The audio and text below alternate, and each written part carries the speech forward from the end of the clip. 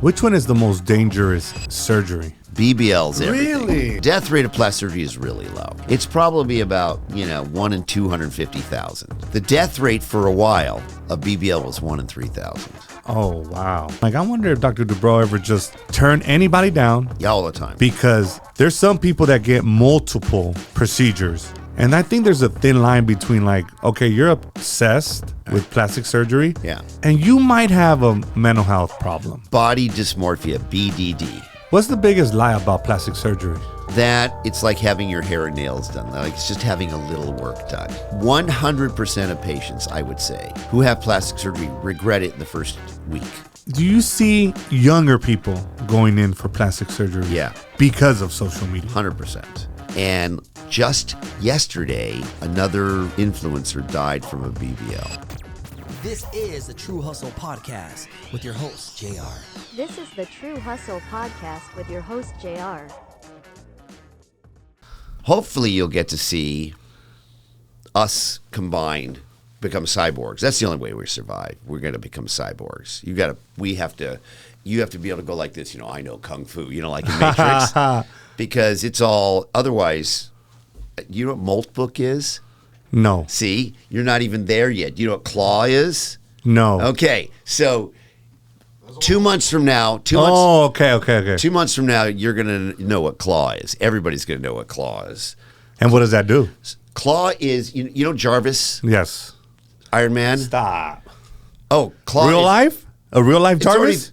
It's already there. Do you know what Claw is? Open Claw? It's like a AI, like China. Yes. Right? But super advanced. It's your agent. You get your own agent. It comes into your computer and you give it access to your world, your whole world, your emails, your bank accounts, your whatever you want, and it's your Jarvis. And they have them right now. So you can instruct him what to do. Oh, and you can ask him, hey, do this, transfer this, do that. It'll even go beyond that. It will start to know your world because ChatGPT knows you, right? You let ChatGPT remember who you are, right? Yes. So when you talk to ChatGPT, it's talking to you, not just generically answering your questions. You're right. Okay, well, OpenClaw is this chatbot, this AI agent in your computer that you allow to be your AI assistant. And so the guy who came up with this OpenClaw, which you're going to hear about very soon, he just sold it after 18 days to Meta for $2 billion, and Meta hired him. And trust me, you're gonna remember this. You're gonna remember this conversation, and then a year from now, you're gonna go, fuck, I remember when that Dubrow guy came in and told me about it. It's like me saying to you, there's this thing called the internet in 1996. Internet, what's that? Oh, you go to www, you go, really? And now you're going to look back at that conversation the first time you had it. So then what happens when these hackers... Yeah.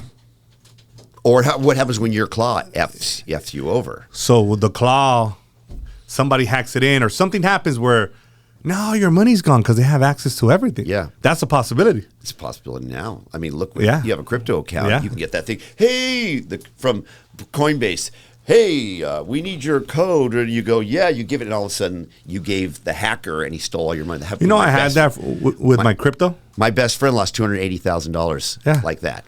They were trying to get my info. Yep. They were like, hey, we need your login. And and then for a second I was like, oh. You almost did it. I almost did it, but I'm like, don't call me back. Right. And I hung up. I was like, you guys are crazy. My son has his OpenClaw, his OpenClaw in his system, but he only lets it have access to one bank account. It has $15 in it. Oh, he's smart. Yeah, so he comes home. You taught him well, sir. Yeah. Well, but it orders his coffee on him when he's walking to Starbucks. It knows he's walking to Starbucks, and it goes to him, you want me to get your coffee? He goes, yeah. So it knows your moves. It's your Jarvis. We're all about. Isn't that kind of scary? It is what it is. I mean, it's just happening. Like a machine knows if you what you're gonna do before you do it. Well, it knows everything about. It knows the email. It reads your emails. Oh, that's crazy. If you let it. By the way, this is happening whether we want it or not. And 6 months to a year from now, we're all gonna have. This is happening, but we need to just learn how to adapt. Yeah. Because if we don't adapt, we're gonna get left behind. Yeah. So. How do you think AI is going to change cosmetics and the aging process? Because I know we were talking about that earlier. It's going to change everything. Are we recording it or not? Yes, we're on. We are? I think Joe Rogan status. Okay. We're on. I think AI is going to change everything. And I think it's going to solve so many things that I think, for example, you will live to 140.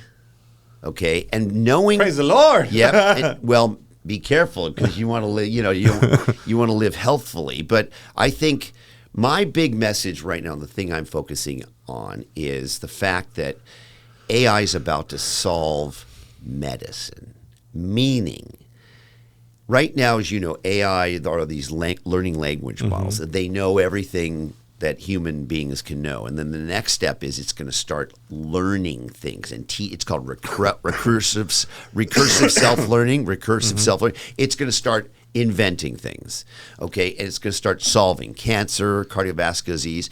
And of course, the biggest thing we want to solve is aging. How can you stop? Because, when you get older, your ability to repair your DNA diminishes, and that's why we get disease. They're called telomeres on the end of your chromosomes, and they get shorter and shorter, and they're the fix-it structures. That's why kids generally don't get cancer. Kids generally, young people don't get cardiovascular disease. You don't get dementia. You don't get metabolic disorders like diabetes till you get older. That's because you're repairing all of those things that normally would express those genes that would give you those problems. Yes. AI is going to figure out how to do that and do it very, very quickly. And by the way, I'm certain within 2 years it's going to happen.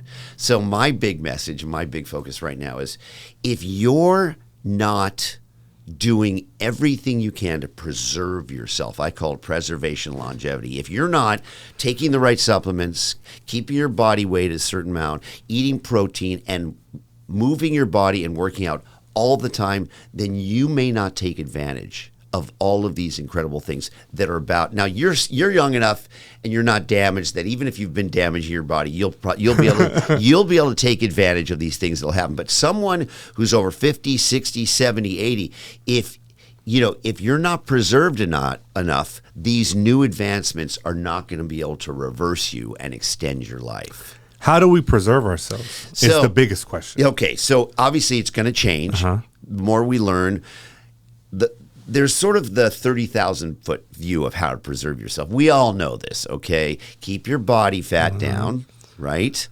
Avoid sugar, right? Eat your protein, do your resistance training, and do your cardio. We know that, all right? But there's another level below that, a much more sophisticated level. How do you not only preserve, how do you maximize? Do you use peptides? That's the big one right there. Do you take prescription drugs that are available that you wouldn't normally take because you don't have that particular indication or disease that you would treat? But do you take them almost as a supplement, almost as a way, like microdosing? Creatine.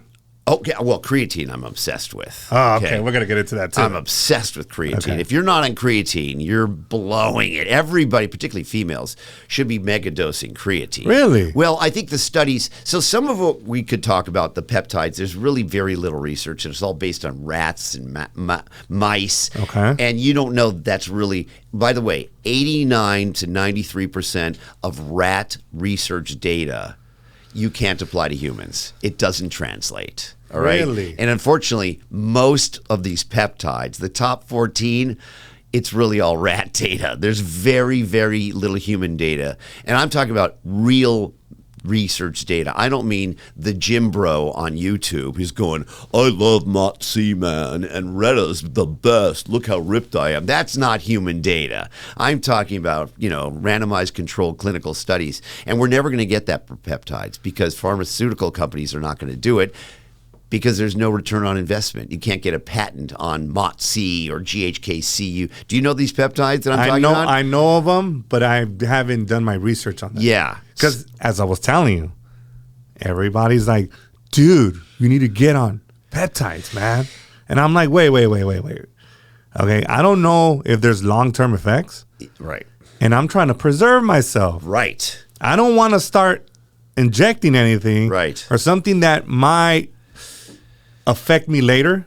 Very smart. And instead of me helping myself, I'm going to end up shooting myself in the foot. That's a very good so way of putting it. I have to do my research, and talk to the right people because somebody on TikTok, I'm not going to listen to.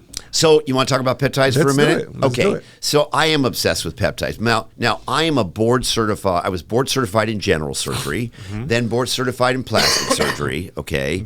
I went to UCLA Medical School. I went to Yale. I went to these places, very traditional science-y places, right? And then recently I studied for and passed the American Board of Obesity Medicine certification exam. Okay, so I sort of have the board certification, expertise behind me. So when peptides first came out, because they're not based on human research, I said, nope, no one should do them. But that's the wrong approach. Okay. Because if everyone's doing them, it's better to say, why don't you use your education, training, experience and figure out which ones are probably more helpful than others and less dangerous than others. Because if you can tell everybody to not use them, but if everyone's using them, you might as well be part of the solution rather than just say not, and people are going to ignore you. So I have done the research as much as I possibly can. And the research is not really very good, but there's observational research, meaning if enough people are on them and you're hearing enough about the side effects and the benefits, you can make this is not medical advice because I'm a medical doctor certified by the American Board of, everything. And I'm a certified expert for the California Medical Board. So I don't prescribe them in my practice, but I give advice about them because I know people are going to use them. So I'll tell you what, you know what peptides are, right? They're just simple short chains of amino acids that signal to the body an organ in the body, targeted organ, to do something that you want it to do favorably. Right? That you're lacking, or you want to optimize. Okay. Right? I mean, if you take a gym bro who's got a body fat percentage of 12 and he wants to get down to 9 and he puts himself on Reta, which is the new GLP-1 drug. It's the triple agonist, okay?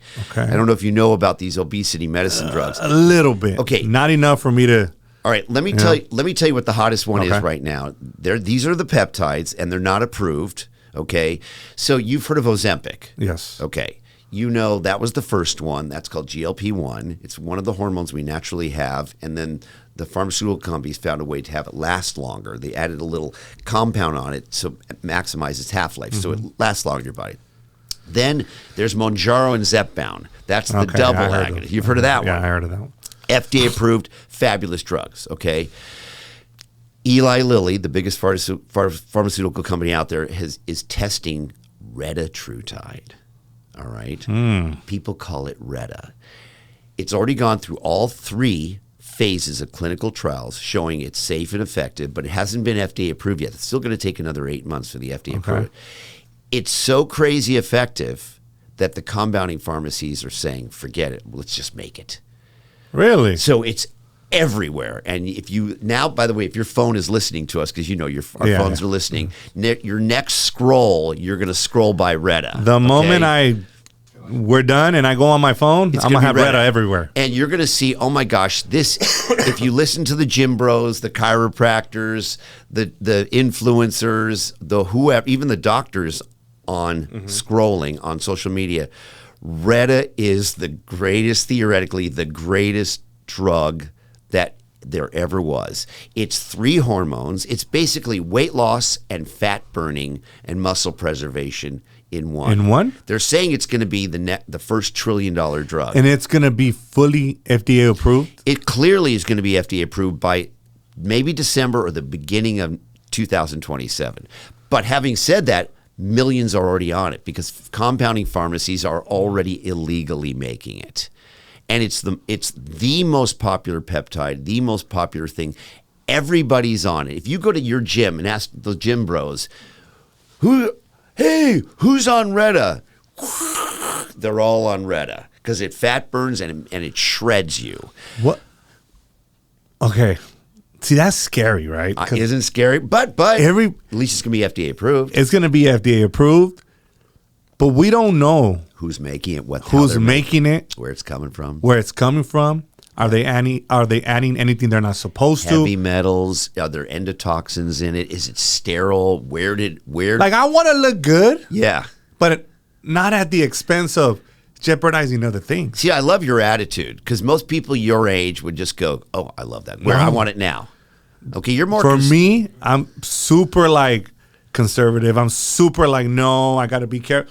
I want to live very long. You must be married with kids, right? Yes. Yeah. Okay. I have little ones. I'm active. Like the way I work out, if I get on any of those peptides, sir, it's gonna be a problem. I'm gonna be looking like I'm 20. That's true. You know, But this Retta one is the one that's super popular, and it's going to come out from the pharmaceutical company. Okay. But they're really upset, and they're trying to get all the compounding pharmacies shut down because, you know, if you can get it cheaper online, you're never going to buy it from Eli Lilly, and they're not going to. You know, it costs $2 billion to get a drug FDA approved, right? And if you can get, money. it's tons of money. But anyway, I must say that one is amazing. If in terms of peptides, you know, I don't prescribe it from a compounding pharmacy.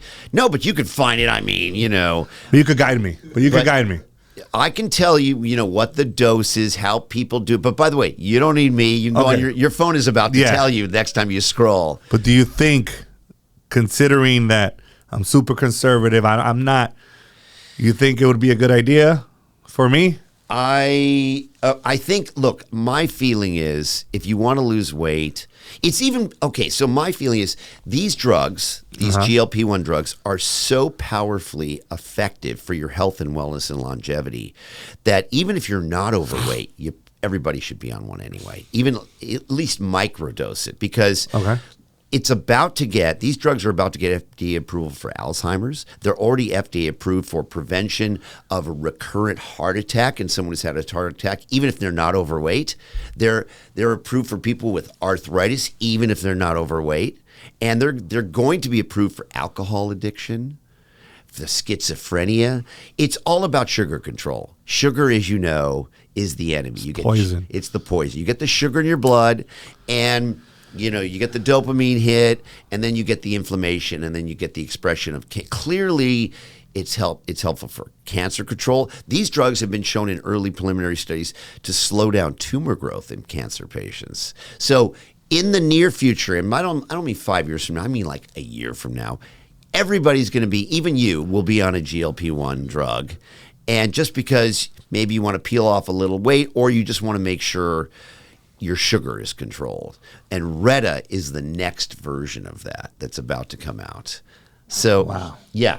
Is this treatment like a for everything, or you can just get on and get off, get on, get off? That's a very good question. Yeah, okay, this is my feeling about this, right?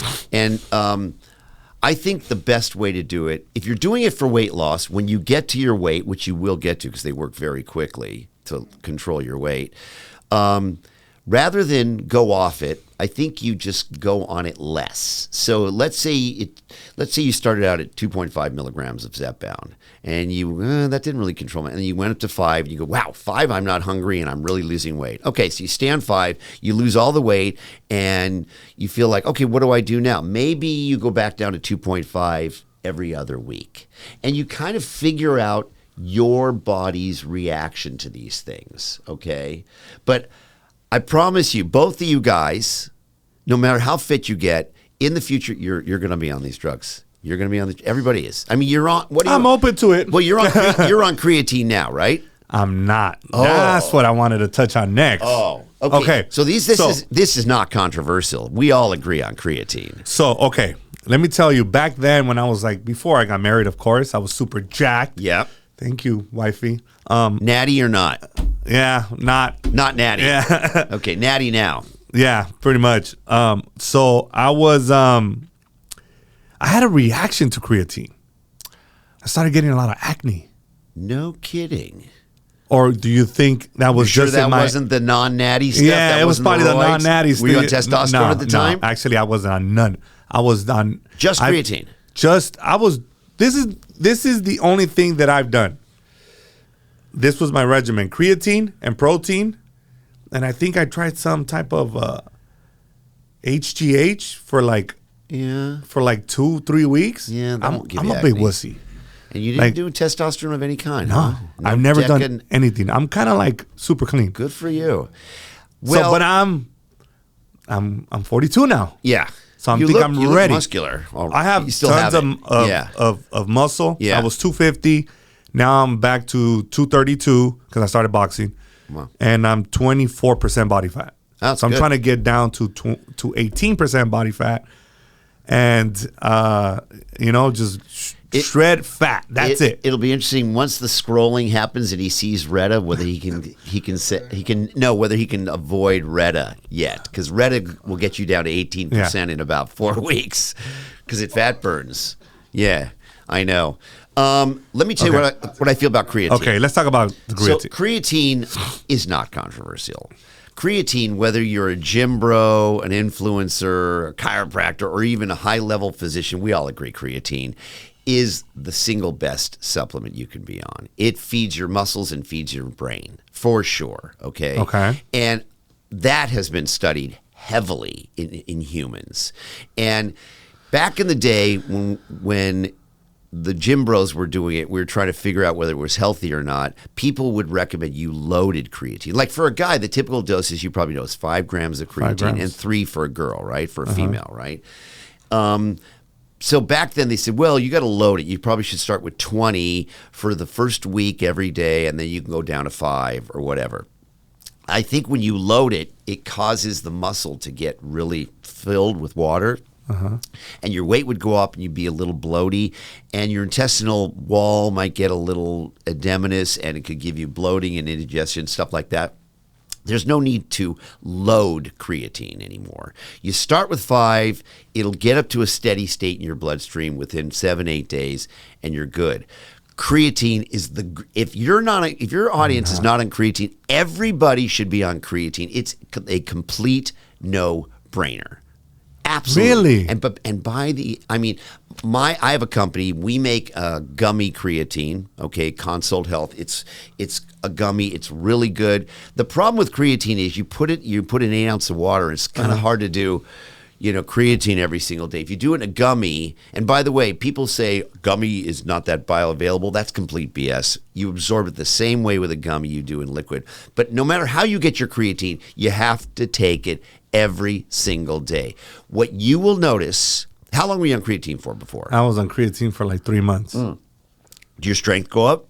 Oh, I was strong as hell. The only side effect that I was getting acne like I was 15 years old. That's interesting. But I don't know, Dr. Dubrow. I don't know if that was the cause. So I'm going to assume that was the cause, but I was in my 20s. Yeah, try it again. Try it again. Oh, I'm going to try it. I'm going to try your gummies. Yeah. And I will tell you that creatine for me, so at this stage of my life, my goal is to just work out all the time. I'm not trying to increase, because you at my age, you work out too hard, you're going to end up in the operating room. Well, I'm at that. And your back's my back's been killing me. Yeah, so lighten up the weights, but just make sure the frequency is That's there. exactly what I'm doing. Yeah. Like I'm going light. I'm not going heavy no more, even though I have my moments where I still feel like I could do 3 plates. Don't do it. No, I'm not. Okay, so I do, 3 sets of 12 on the things I do, right? Okay. So let's say the seated bench press. Okay. I would do 3 sets of 12 on 100 at this effort.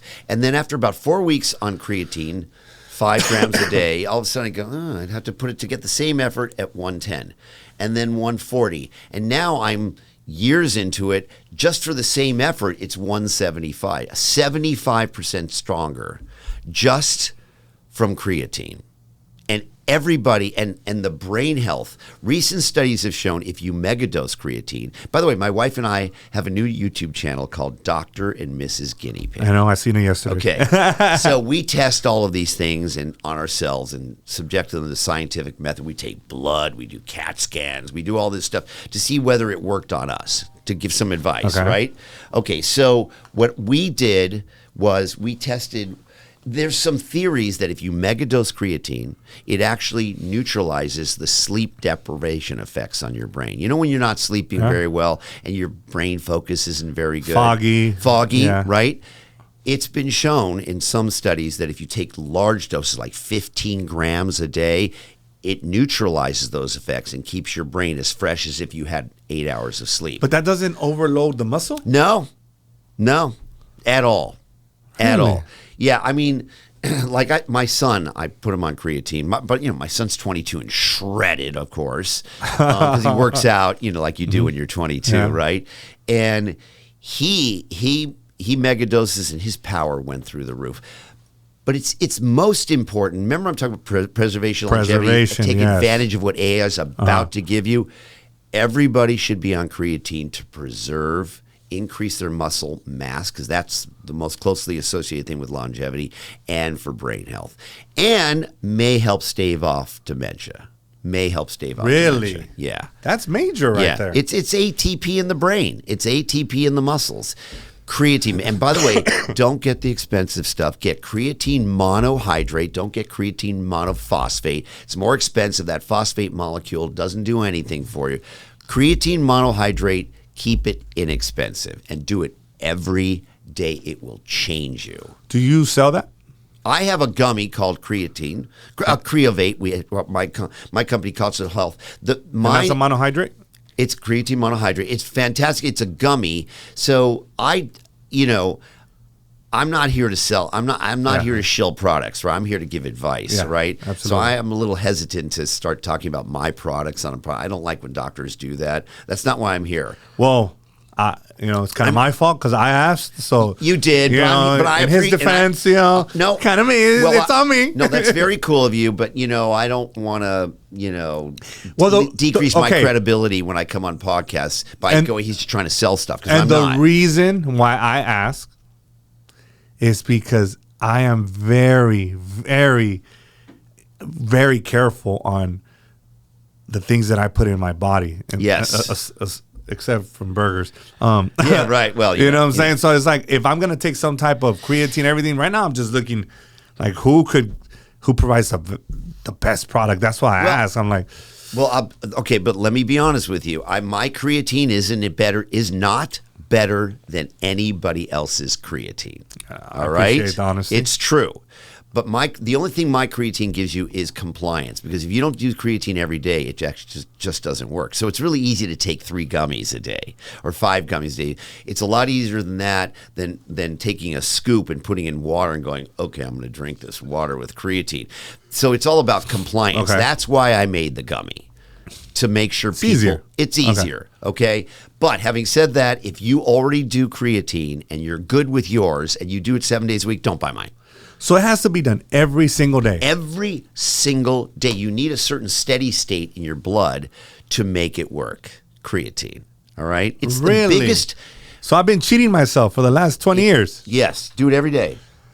Because you're on creatine. that's why He lost weight. That's much. So we got on each other. Like, dude, we need to get it together here. Let me just tell you something. So how much, if you could just go poof and have weight come off of you, how many pounds would you go? Right now? Right now. Probably like 50. 50. Okay. So, well, here's the thing. Not to get too personal, but how tall are you? 5'8". Okay. And how much do you weigh? Right now, Yeah. 284. Okay. So your BMI is probably what? 38? 40. All right, so you're actually in a category where you meet the medical criteria for these drugs, and if you had a certain kind of insurance, it would be free. But health-wise, you should get on these GLP-1s. I mean, you should be on. If you're not going to do Reta, which is cheaper and better, you should get on Zepbound or Mounjaro. I've had a trainer recently get on me and be like, bro, get on Reta. I'm like, I don't even know. See, he's heard about Reta. But I'm like you. I haven't heard much information. Yeah. Let me do some research. And then this was I told them, man, we're going to have Dr. Dubrow. Yeah. Just relax. Yeah. And I said, we could wait. Yeah. Like, we don't have to get on the, you know what I'm saying? Like, but get on it, my man, because it'll change. I've been on creatine for the last month, and I feel the strength. It's crazy. If you notice the weights have gone up, it's incredible, isn't it? Yeah, you should. well, I'm going to, after this, Yeah. I'm going to give me some creatine. Yeah, I'm gonna try it. That's a no-brainer. And then I'll let you know in 7 days if I start experiencing You won't. acne like the you way will not. It probably wasn't even it. No, Or I maybe don't I think was so. taking the wrong one. Yeah, but I mean, like we were talking before, I think AI is going to change everything. I really do. But at least right now, based on what we know, there's certain things that are factual, like creatine, the GLP-1 drugs, other medications, and then there's the peptides. Okay, so let me give you an example of like the top 3 peptides that someone in your category might take. All Okay. right. Have you heard of this Wolverine peptide? I BPC think he sent. 157? Yeah. Okay, that was on part of the list that they sent me. That one people love. Okay. And what does that do? It seems it helps tissue injury, blood supply to the muscles and the joints and the ligaments, body protection control. This one, the only concern about that is it may increase blood supply to tumors. So if you have a hidden cancer, it may help that to come out faster. That's the theoretical concern. Okay. But, there's really no data about that because there's no data about the effectiveness of this Wolverine anyway. Having said that, it's gigantically popular. And I still can't find anybody who's had a problem from it. Really? So if millions of people are on it and there's not even whispers of people are having problems, you got to figure it's probably okay. So Probably that's safe. Probably okay. Okay. All right. So and if you're going to get it, RFK Jr., I don't know if you know about this, he just downgraded from category 2 to category 1 these peptides. So now compounding pharmacies can actually legally make them. So good compounding pharmacies. Because he's on them. Okay, look at him. Look at him. By the way, this dude's all of them are on this him. dude's on Retta. Oh, yeah. He's on testosterone. He's on all that. obviously. Yeah. He's big time on peptides. That's why he came in office and he goes, "All right, let's make these peptides legal." I mean, shredded. He's a lot more shredded while he's been in office. He's older than me, more shredded than me. And what's with the take your shirt off and lift weights in jeans? Is that a little weird? Have you seen that about RFK Jr.? I think that's the peptide effect. Yeah, but you get on peptides and now you want to start working out in jeans and just showing everybody how strong you are. I guess because you're the only guy in the gym wearing jeans with your shirt off. That's kind of that's a great observation. I don't know. It's so weird. That guy had the Wolverine effect. So that's Wolverine. Everyone seems to love that one. Okay, and then there's just for general energy is Mott C. I'm sure you've heard of NAD, right? Yeah, I heard of NAD. I don't like NAD. I think too many side effects. I heard of NAD and what is it? MNN. MNN. Yeah, Okay. yeah. But I think Mott C is the best version of those. Mott C. And it's a mitochondrial stimulator, blah, blah, blah, for energy and fat burn and blah, blah. That is probably the second most popular peptide, okay? Really? Okay. Yeah. And then there's two others. There's one called GHKCU, the copper peptide that everyone loves. That one makes you break out for the first 10 days. Okay, so don't take that one. They call that the copper uglies. Oh, but then man. beyond that, it's good for hair growth. It's good for, all sorts of things for your skin, your nails. And then there's this final one that's a growth hormone stimulator called CPC 129 and ipamorelin. Those are the top 4. So people take all these peptides together? They do. You should see. By the way, this is not a few people. This is a gazillion people do this, okay? And they inject them in their tummy every single day. And 4 different types. some do 10. What people do actually, when you're a big peptide enthusiast, you cycle on some, and then you cycle off, and you start another one, and you cycle, and nobody knows really how to do it. We're all just experimenting, but there are sort of these protocols that most people do that seem to give people the benefits. So as a medical doctor, am I into peptides? I don't prescribe them. I am fascinated by them, and I do see that they are making major changes. By the way, you ever heard of Melanotan too? I think I heard of it, but I haven't done Listen to research this one. There's a peptide that you can take that actually makes you tan. Stop.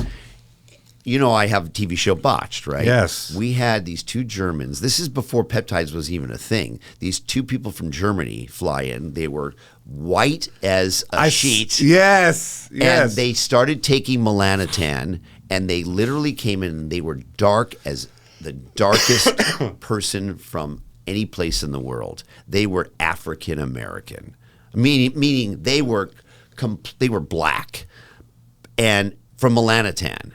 And they walked in, we said, oh my, so these things are really, they work. I mean, I don't recommend Melanotan. There's a lot of side effects. I think it's weird. lay out in the sun with some sunscreen, get a little tan, but Get some sun. get some sun. But Melanotan, Get on all the other ones, though. yeah, but Melanotan 2 is like the latest, most powerful tanning peptide there is. So these things work, and they seem to have very little side effects. But if you're going to get them, finally, try to get them from a doctor who's going to send you to a compounding pharmacy. Don't buy them online because they're going to be from China and you don't know what. It has probably all these metals in them. Yeah. Do I have to get my panels done so I could check where my deficiencies are at? Okay.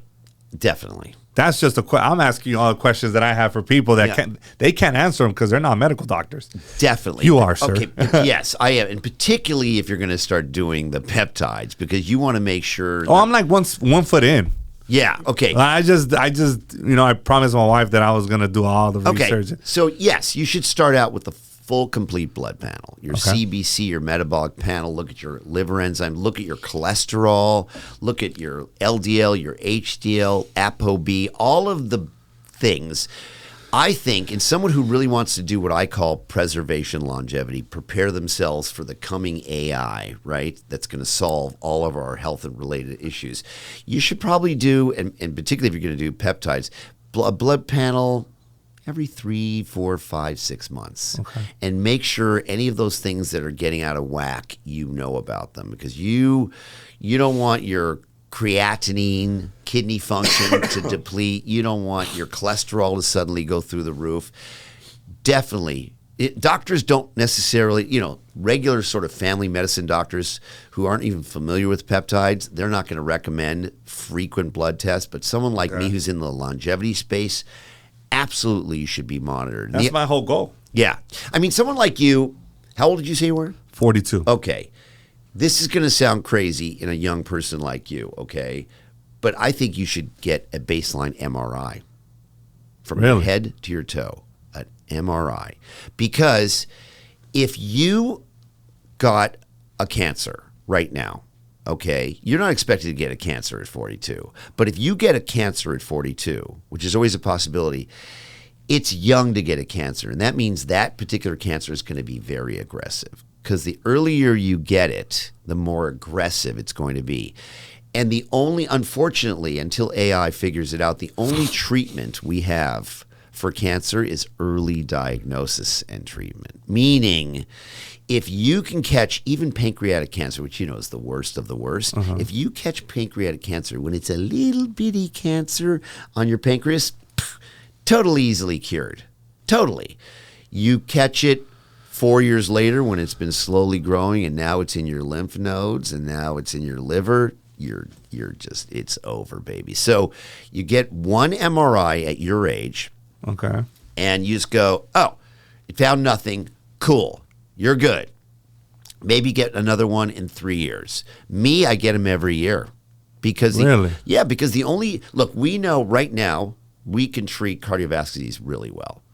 We can treat metabolic disorders really well, like diabetes, okay? I mean, we can basically cure diabetes now, type 2, with these GLP-1 drugs, okay?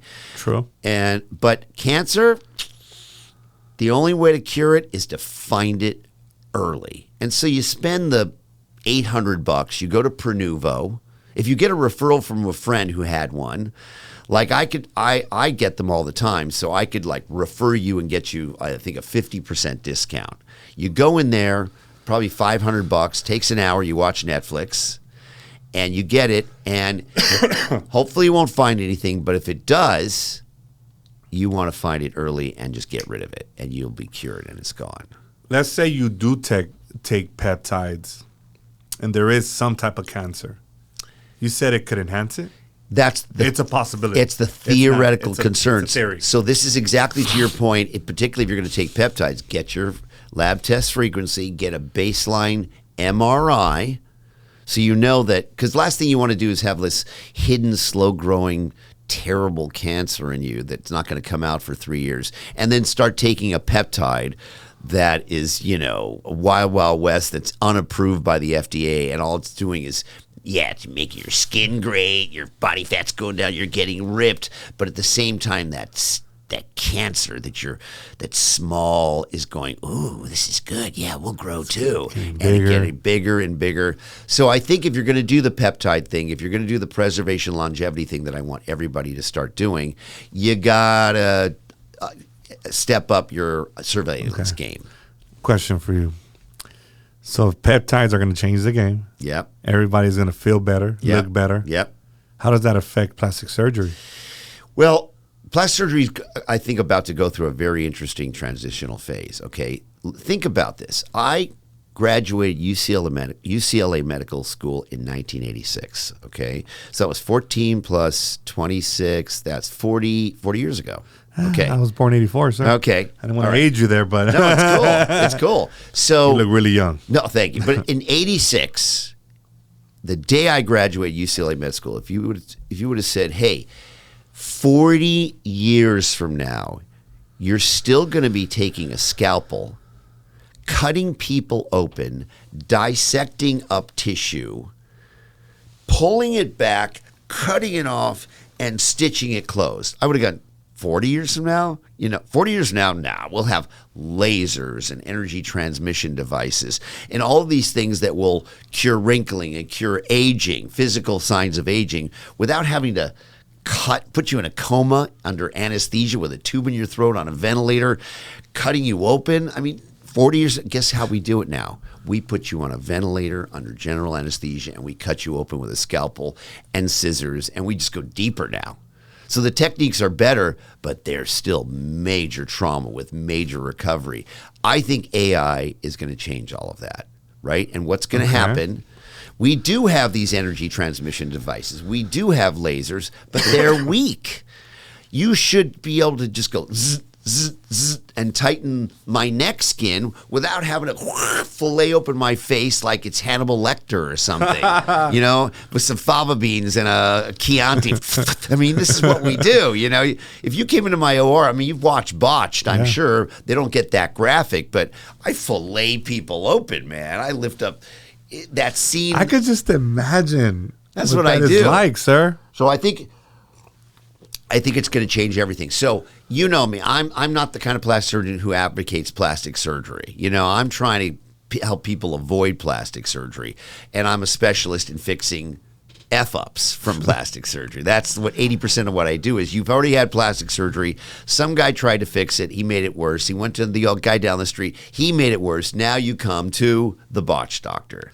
That's what I'm a specialist How in. many people have you said, hey, I can't fix that? So we're up to like 10 years of botched at this point, right? And the first season we turned down 90% because it looked too hard. Really? And then we really learn, you get good at what you do all the time, right? So how often does a surgeon get to try to fix a really difficult problem? Not that often. You mainly do the easy stuff. Hey, I want to have my breast done, take a bump off my nose, just suck some fat out. But how often does someone come in fully scarred up? You might see that once every 3 months in your career. Okay, I see it 5 days a week. So you get really good at knowing how to fix that, right? So by the third season, I was like the botched doctor, and that's all I'm doing. I say yes to 98%. I could fix 98% of problems now. Whereas I used to turn down 98% because nobody knew. They're not in the textbooks. You kind of had to come up with the solutions yourself, right? The best example I use is this. There's this Netflix special about the Dallas Cowboys called America's Team. It's really a good special. And Troy Aikman, one of the greatest quarterbacks maybe the best Dallas Cowboys quarterback. I'm not a big football fan, but I watched the special. Me neither. Yeah, but great quarterback. Niner fan right there. All right. I'm sorry. Sorry about that. But Troy Aikman, as good as he was, couldn't throw in the rain. So when it was raining, he wasn't very good. But he didn't throw in the rain very often, right? So he was really good. I throw in the rain every day. I treat complications every day, so that's my specialty. So that's what I do. So I think, I guess I'm getting off track here. I think the original question was, how's it going to affect plastic surgery? I think it's going to change everything. How so? I think we're going to figure out how as I was saying, how to use devices to tighten skin without cutting into it. I think we're going to figure out how to slow down the collagen depletion and elastin depletion very quickly, because as we get older and our collagen deflates, and it comes inhibit. I think we'll learn how to stimulate collagen as we get older, rather than having collagen reduce and having your face completely deflate. I think all these things are coming, and so would it be? Look, Uber drivers are going to be put out of business. Can't you see that happening? Yep. I don't know. You ever been in a Waymo yet? I've seen them. Okay, I don't have the courage to go into a Waymo now. Once you go Waymo, it's hard to go, but they don't smell. Really? Yeah, the drivers. There's no drivers. There's no driver giving you attitude? There's no attitude at all. Amazing. Yeah, and they're awesome. And so, do you think there are going to be any drivers 5 years from now? Probably not. Think about it. How much safer is a robotaxi? Is a robot driver than a human? 1,000 times safer? I think at some point the FTC or the national NTSB, whatever it is going to go, yeah, you're all on your phones texting. We can't let you drive anymore. How soon do you think we're going to see flying cars? They have, there's a flying Uber now. That's, it's like a big giant drone. I think we're going to see that certainly within 5 years. I'm a little more afraid of that. How is that safe? How do you regulate that? How do you? That's a tough one, because they're flying around. Because the problem is, if a Waymo gets behind, gets confused and it won't pull out of a driveway because it's confused, that's not killing you. If a flying car makes a mistake and misreads something, that could be fatal. Yeah, that could be super fatal. But I think car fatalities are going to almost go to zero as soon as we stop letting humans drive. We're too distracted to drive. Way too distracted. Yeah. Think about it. You got a supercomputer in your pocket, and you're scrolling and listening to music, and now it's talking to you. And soon this, we were talking about this off podcast, this Claude, these AI assistants that are going to run our lives within 6 months, within a year. We're all going to have these AI assistants are talking to you. And as soon as you get in your car, and you plug your phone in, it goes, "Oh, hi, how are you? Where are we going today? Remember, you've got this thing." We're going to be so distracted. We shouldn't be able to drive anymore. I think humans are terrible drivers. I think so too. Yeah. But you brought up a great point, because we're super distracted. Yeah, so we should never be able to drive. Yeah. It's funny. My practice was in Newport Beach forever, and then I moved up to Beverly Hills, and now I live in Century City, right? My practice is in Beverly Hills. And one of the first things I got rid of is I don't have a car anymore. Wait, what? Yeah, I don't have a car. So how do you get around? So I use a combination of Uber, and I use Waymo a lot. I like on my phone to say, "Hey, pick me up tomorrow at 10, and I go down there, and my Waymo's sitting there waiting for me. Yeah. No way. Yeah.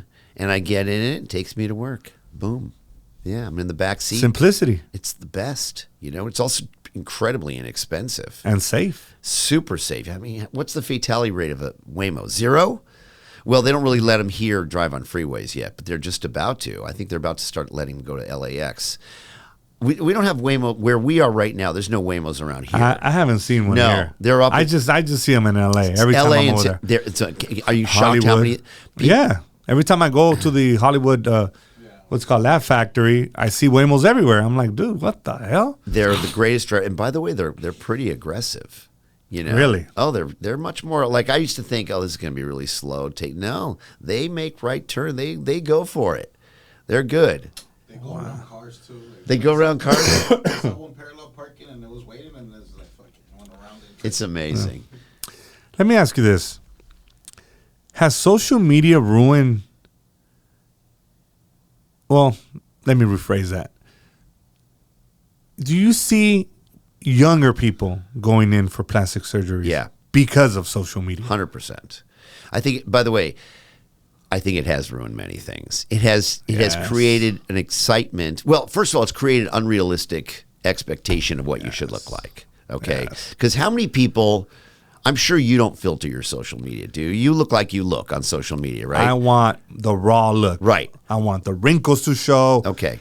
this is how I am. Okay, This is what it but is. you know social media. What if you had to estimate? If you had to guesstimate, what percent of people on social media actually look the way they look in real life on social media? It's a very small margin. I say about 5% people really look how they look. Right. Everybody's giving an unrealistic expectation Absolutely. of not only what they look like, but their life in general. My life is so fabulous. I have no problems. Look how wonderful things are. You know, that nobody has that. Like a false narrative. It's a false narrative, and it's a false visual narrative, Yes. too. So social media has made us all feel like we can't get old, we can't be overweight, we can't. Our hair has to be perfect at all times. Our complexion has to be perfect. So what that has done is driven people into having plastic surgery earlier, and unfortunately, having unrealistic expectations when you do plastic surgery on them. Really? Yeah, because I mean, you've seen Kris Jenner. You know she is, right? She had that facelift. I mean, it looks great. Does that look like Kris Jenner in real life? You think Kris Jenner really looks like that in real life? Absolutely not. Yeah, absolutely not, right? So if you do a facelift, you're a plastic surgeon, you come in, you do a facelift, they expect to have that transformation. And nobody's getting that transformation with plastic surgery. I'm sure you're enjoying this dope-ass episode. I mean, you made it this far, so you might as well hit that subscribe button and turn on those notifications. Now, let's get back to the episode, baby.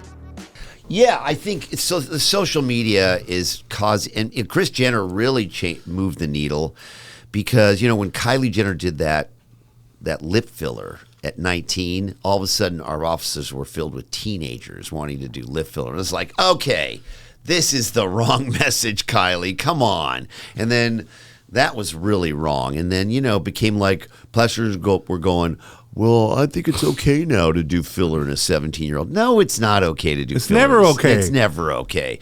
And so, you know, plastic surgeons can be pretty greedy about it. How dangerous are lip fillers? Well, in general, if it's done by a good dermatologist, a good plastic surgeon, or a good provider, they can be pretty safe. Having said that, you know, I can tell you lip fillers cause blindness. I mean, lip fillers can cause blindness. Really? They can get into the veins that track back to your eye. Lip fillers can cause nodules, scarring. Lip filler can cause blood supply to the lip to be cut off and kill the tissue. Rare, but these are things that are on the consent form. And if they're on the consent form, they happen enough that we want to warn you about it. So I think lip filler's okay. Just don't do much. Just do some, okay? What's really dangerous is Brazilian butt lifts. Those are fatal. Really? Girls should never do Brazilian BBLs. That's the most fatal operation in plastic surgery. It's a disaster. Don't ever do it. Is there, like, what are the red flags?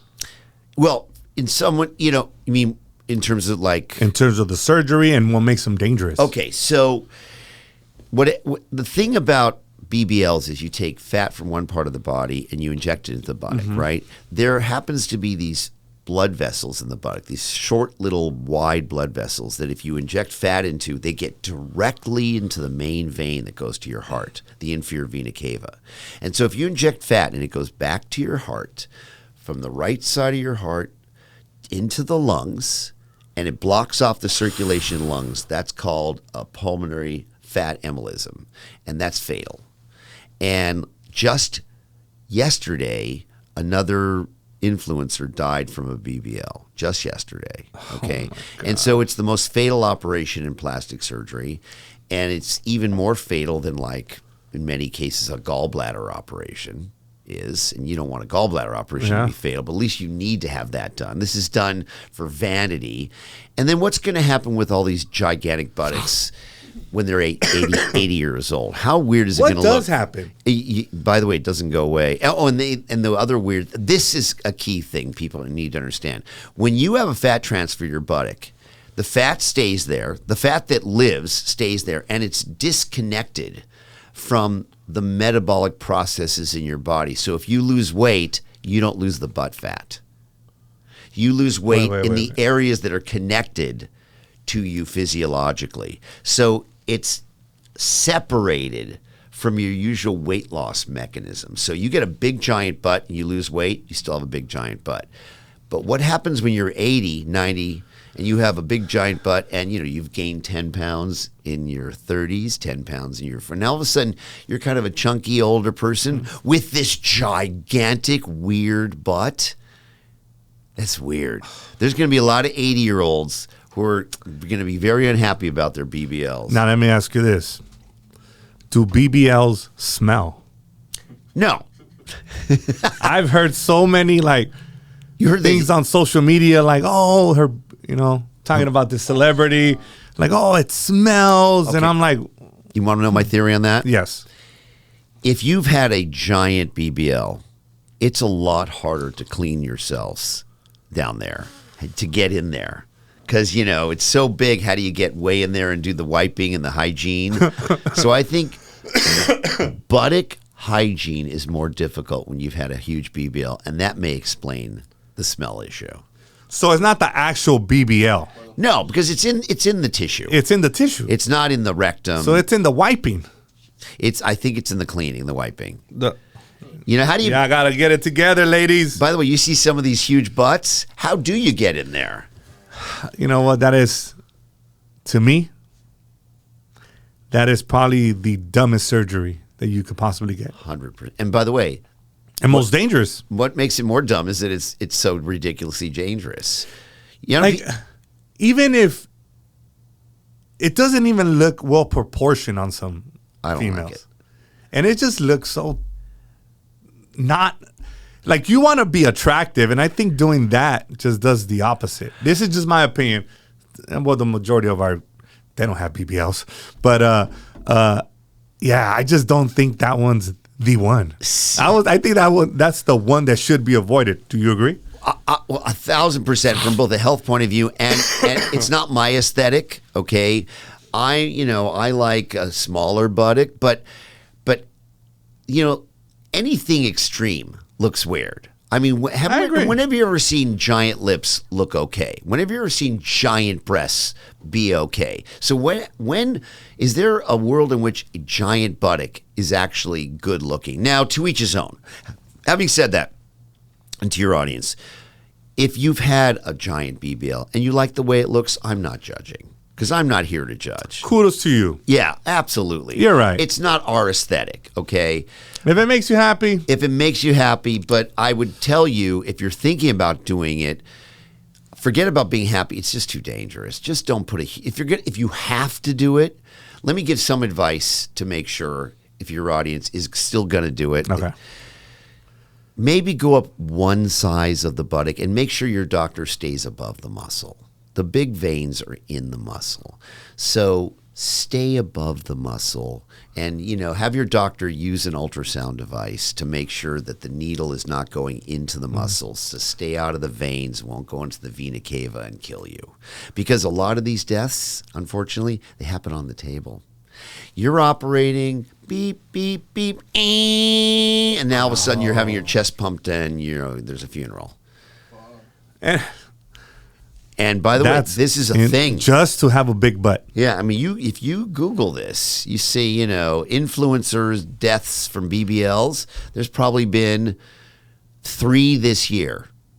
Influencers Here in the U.S. or abroad? I think one was in Brazil. I think there have been 2 in the U.S. this year that went famous. There have been a lot more that you never hear about because they're not famous people.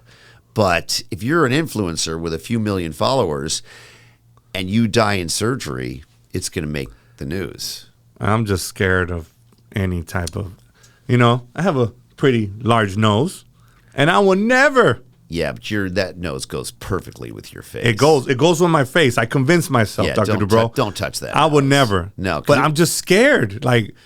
To go through that procedure, to do that? No. I mean, as the botched doctor, I would tell you, in terms of plastic surgery, be afraid. Be very, very afraid. You should be. And then, if you still want to do something and you're afraid, that means you really want to do it. Okay, so now it's really important to you. So you pass that test. Then go in, meet a bunch of different plastic surgeons, board certified, and then look at their consent forms and look at it says bleeding infection. What does it mean, bleeding infection? What happens if I bleed? Well, we'll get control. What about scarring? How bad can it get, doctor? Oh, okay. And death, how often does that happen? Read it, and then if you still want to do it, okay. you can do it safely, but make sure the whole thing of going into a plastic surgeon, he goes, oh, this is a chip shot. It's easy. I never have any complications. There's only one way to make sure that your doctor doesn't have a complication on you. You know what that way is? What is it? Don't have surgery. That's the only way you can be guaranteed not to have a complication. Because I promise you, your doctor, even if you come to someone like me, someone who's really busy, double board certified, has a huge practice, been doing it for years, we, all of us, 100% of us, even the top busiest plastic surgeons in the world, we have complications because they happen even when you do it perfectly. It could happen. Yeah, Right. I mean, 98% of complications in plastic surgery are not because the doctor did something wrong. It's because of how the body reacts. It's because, you got an infection, you bled. We're cutting you open. We're putting you in a chemical coma. We're slicing you from hip to hip to do a tummy tuck. That's a lot to ask a human body. And if the human body can't deal with it, or rather than go down the acceptable path of healing, it takes a side road, goes down the, oh my gosh, it got infected, it was scarred, the blood supply wasn't good, the tissue died.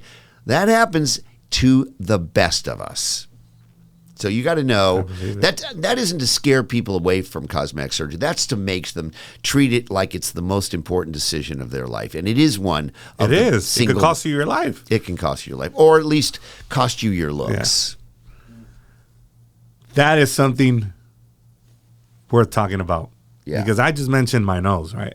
I was telling my wife, imagine I would have gotten like a surgery and I come out and I don't like how it looks. Now you've got a revision. Now I'm stuck with it. No. I have to keep on. You got to keep on messing with it. You got to do a revision. So and then another, and every staying time with you, this one. That's right. Every time you do a revision, the complication rate goes up. Yeah. What's funky is you look at, talking about male plastic surgery, look at the male celebrities that have been theoretically having plastic surgery. They looking very weird these days. Have you noticed? Have you seen? You know who I'm talking about? Super weird. Super weird. Like the girls are all looking pretty good, but some of the A-list celebrities that they say may or may not be having plastic surgery, they're looking a little funky. But do you think it's because it's too much Botox, or is it just Too they much. restructured everything? Too much. Like guys, we're supposed to have heavy upper eyelids. Okay, Mm-hmm. we're supposed to have low brows. I took you and I took all your eyelid skin off, and I lifted your brows up high, you would be like crazy, scary looking. Absolutely. You'd look. I mean, you're a handsome guy, but you're a masculine, handsome guy. Absolutely. I feminize you. You're gonna look weird. No, I don't think I could do that. And even if it was perfectly executed plastic surgery that you healed perfectly, but you look weird, you look weird. And once you look weird, there's no going back from weird, man. Yeah, I'm afraid of that, sir. I don't think you're ever gonna do plastic surgery on me, sir. I'm too scared. I'd rather take peptides and look Yeah, and shredded maximize what you have. and do some skincare. Oh man! So now that the BBLs are in, Yeah. did that bring down the breast augmentation? No, if anything, people wanted. I mean, So they want both. once BBLs became bigger and bigger, they wanted the breast to match. So that pushed. Now, I think recently there's been a change in tide. I think people are getting smaller BBLs. Breast implants clearly are going down in size, which is a great thing. But there was that period of time where, the bigger the buttock, the bigger the breasts. And you've seen them, And the larger you go with breast implants, the greater the complication rate. The more you're asking of the tissue to tolerate this object, this silicone object in your body. Your body just you don't put a foreign body in your body. Your body just goes, "Hey, cool." I'm cool with that. Your body has to do something with it, right? And it's got this amazingly sophisticated immune system, which we only partially understand. So when you put a foreign object in a human body, the immune system comes by and goes, what WTF, man? What is this thing? And it has to react to it. And most of the time, if it's a silicone implant, it reacts to it by putting a fine layer of collagen around it. And it says, okay, cool. And then it backs off.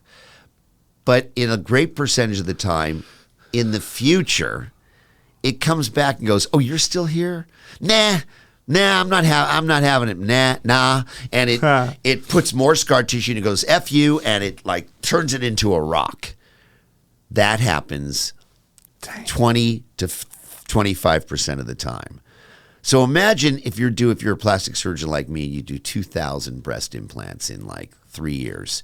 If 25% of those, right, which is what, 50 patients, have capsular contracture, that's 50 patients over 3 years. What about if you're now a plastic surgeon 6 years? Now you got 100 patients. Now 9 years, you got 200 patients who need revisional surgery, who had a complication.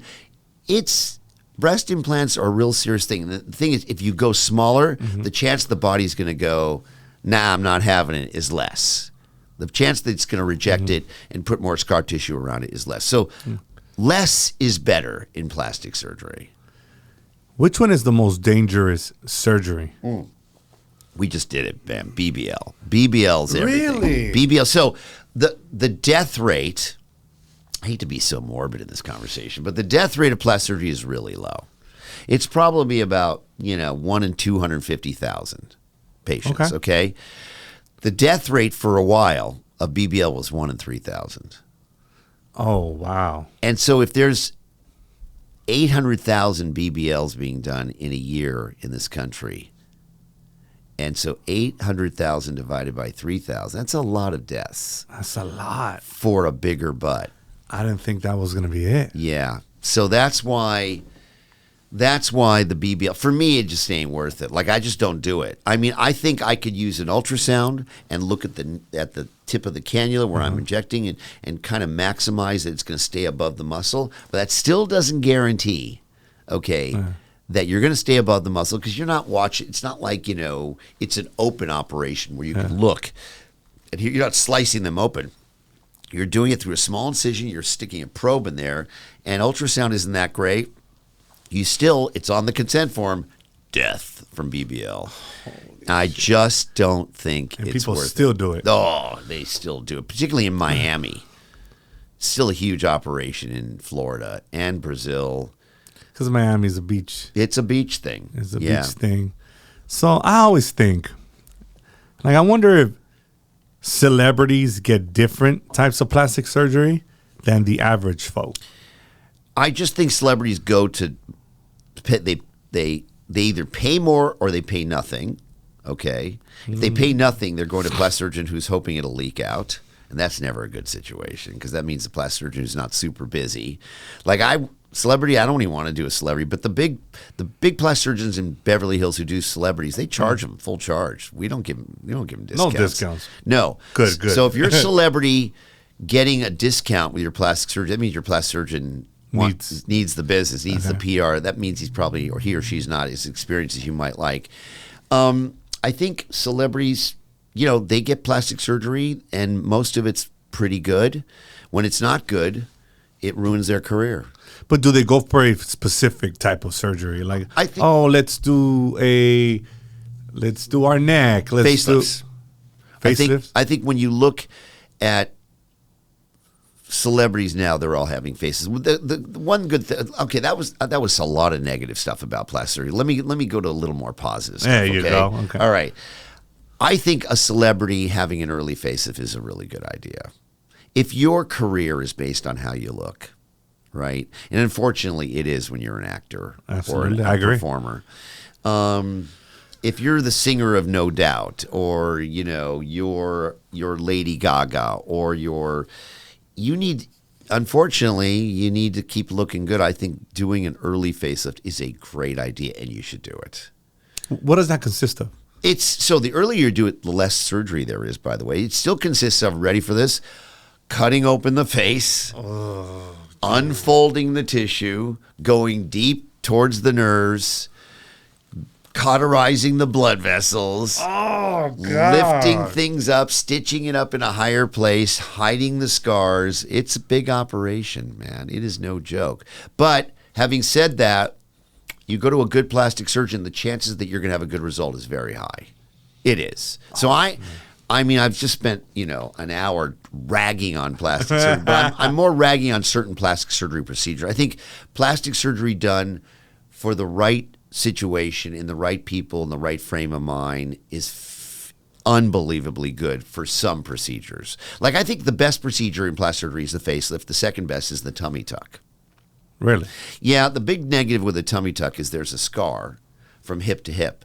But in terms of transformations, it's like a facelift of the abdomen. You see, someone's had 5 kids and they have super loose skin and they don't wear bikinis anymore, and they have a tummy tuck. It's like, whoa, they are now in a bikini. That's a really good operation. It has elevated risks because the muscle tightening can cause blood clots in the legs and it's painful. But that is another one of those operations that, if done properly, under the right circumstances, and you know what the risks are, that is a amazing result. So there are operations in plastic surgery that are truly amazing, okay? And I'm an advocate of those. I just can't wait for AI to help us figure out how to avoid cutting people open and exposing them to this much trauma. That must be Coming. That must be something that's going to be very helpful, because I could just imagine you're cutting people open. Is it kind of intense? How do you zone in for a surgery of that magnitude? Well, if you're a surgeon, it's fun. It's like it's your playground. Yeah, it's fun. It's enjoyable. It's beautiful inside. I understand the anatomy. I'm a big fan of human physiology. I sort of have a relationship with the body after all these years.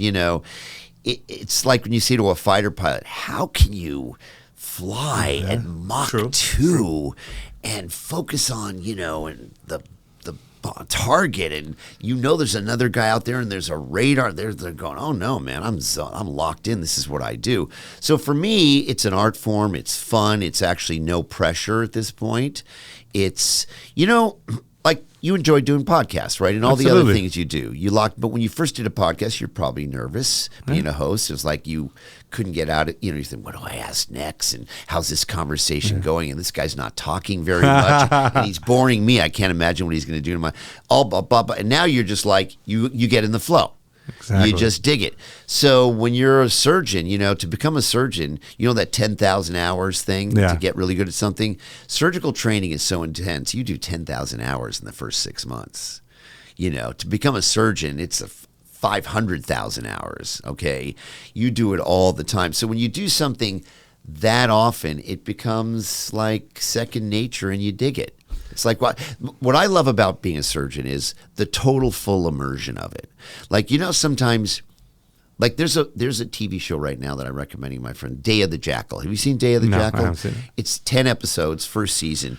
You're going to love it. It's about a sniper, and these agents are trying to find this sniper. He's trying to kill this guy who's got, life-changing technology that the companies are trying to kill. Anyway, you watch a show like this that you love, time stands still. You're so immersed in it. You love it. You're so focused, reading a good book, watching a good movie, having a great conversation with somebody, amazing meal. That the flow, you're lost in it. Surgery, every operation, nobody's calling into the OR. Nobody's bugging you. It's your moment. Everybody's there for you and the patient. And the music's in the background. It's just like, it's so fun to do. That's what surgery is like. It's like a good podcast. If you're having a great conversation with someone, and the other things you do in your life you love doing, okay? So it's really wonderful from that point of view. So it has none of the, how do you do it? How do you open people up and look at these blood vessels? And even when I was doing my general surgery training, and we got the abdomen open, and there's the spleen and the large intestine, the small intestine, and the liver, and things are bleeding. Totally cool. It's just fun because it's controlled.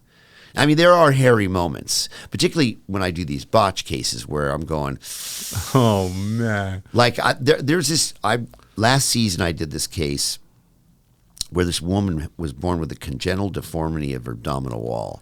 So her intestines were outside of her abdominal wall. They were all over underneath the skin. And so I knew I had to elevate the skin, try to find the defects in the abdominal wall, close them off, return the intestines to the inside, and then find a way to make the irregularities in the abdomen look smooth. That is very dangerous. There's a significant chance I could actually enter inadvertently, by mistake, into one of the intestines and poop comes into the field. That, you know, you just gotta go, okay, all right, let's do this thing, and okay, there's a bowel, there's a piece of bowel, and it's going, you know, and you go, okay, you got this, just get around it, you know how to do this, you know, and then you figure out, you go, okay, good. So it unfolds in these very cool. There are hairy moments, even in revisional plastic surgery, like I do in elective circumstances. I always think, you know, you went to school in the 80s. You graduated from medical school. You went through all the trenches, right? That's right. And nowadays, everything's online. Yeah. So there's doctors that are gonna get their medical degree off of a online university. No. That's not the case? No. You can't get a medical degree. Okay. Online. There's no online medical schools. I was like, no. Like, No. Is that ever going to happen? No. Because that would be dangerous. No, it's like pilots. It's medicine is, if not it's among the, and I think it's the most highly regulated industry. And in it this should country. be. It is. And it's the most, you know, intensely, you know, scrutinized. No.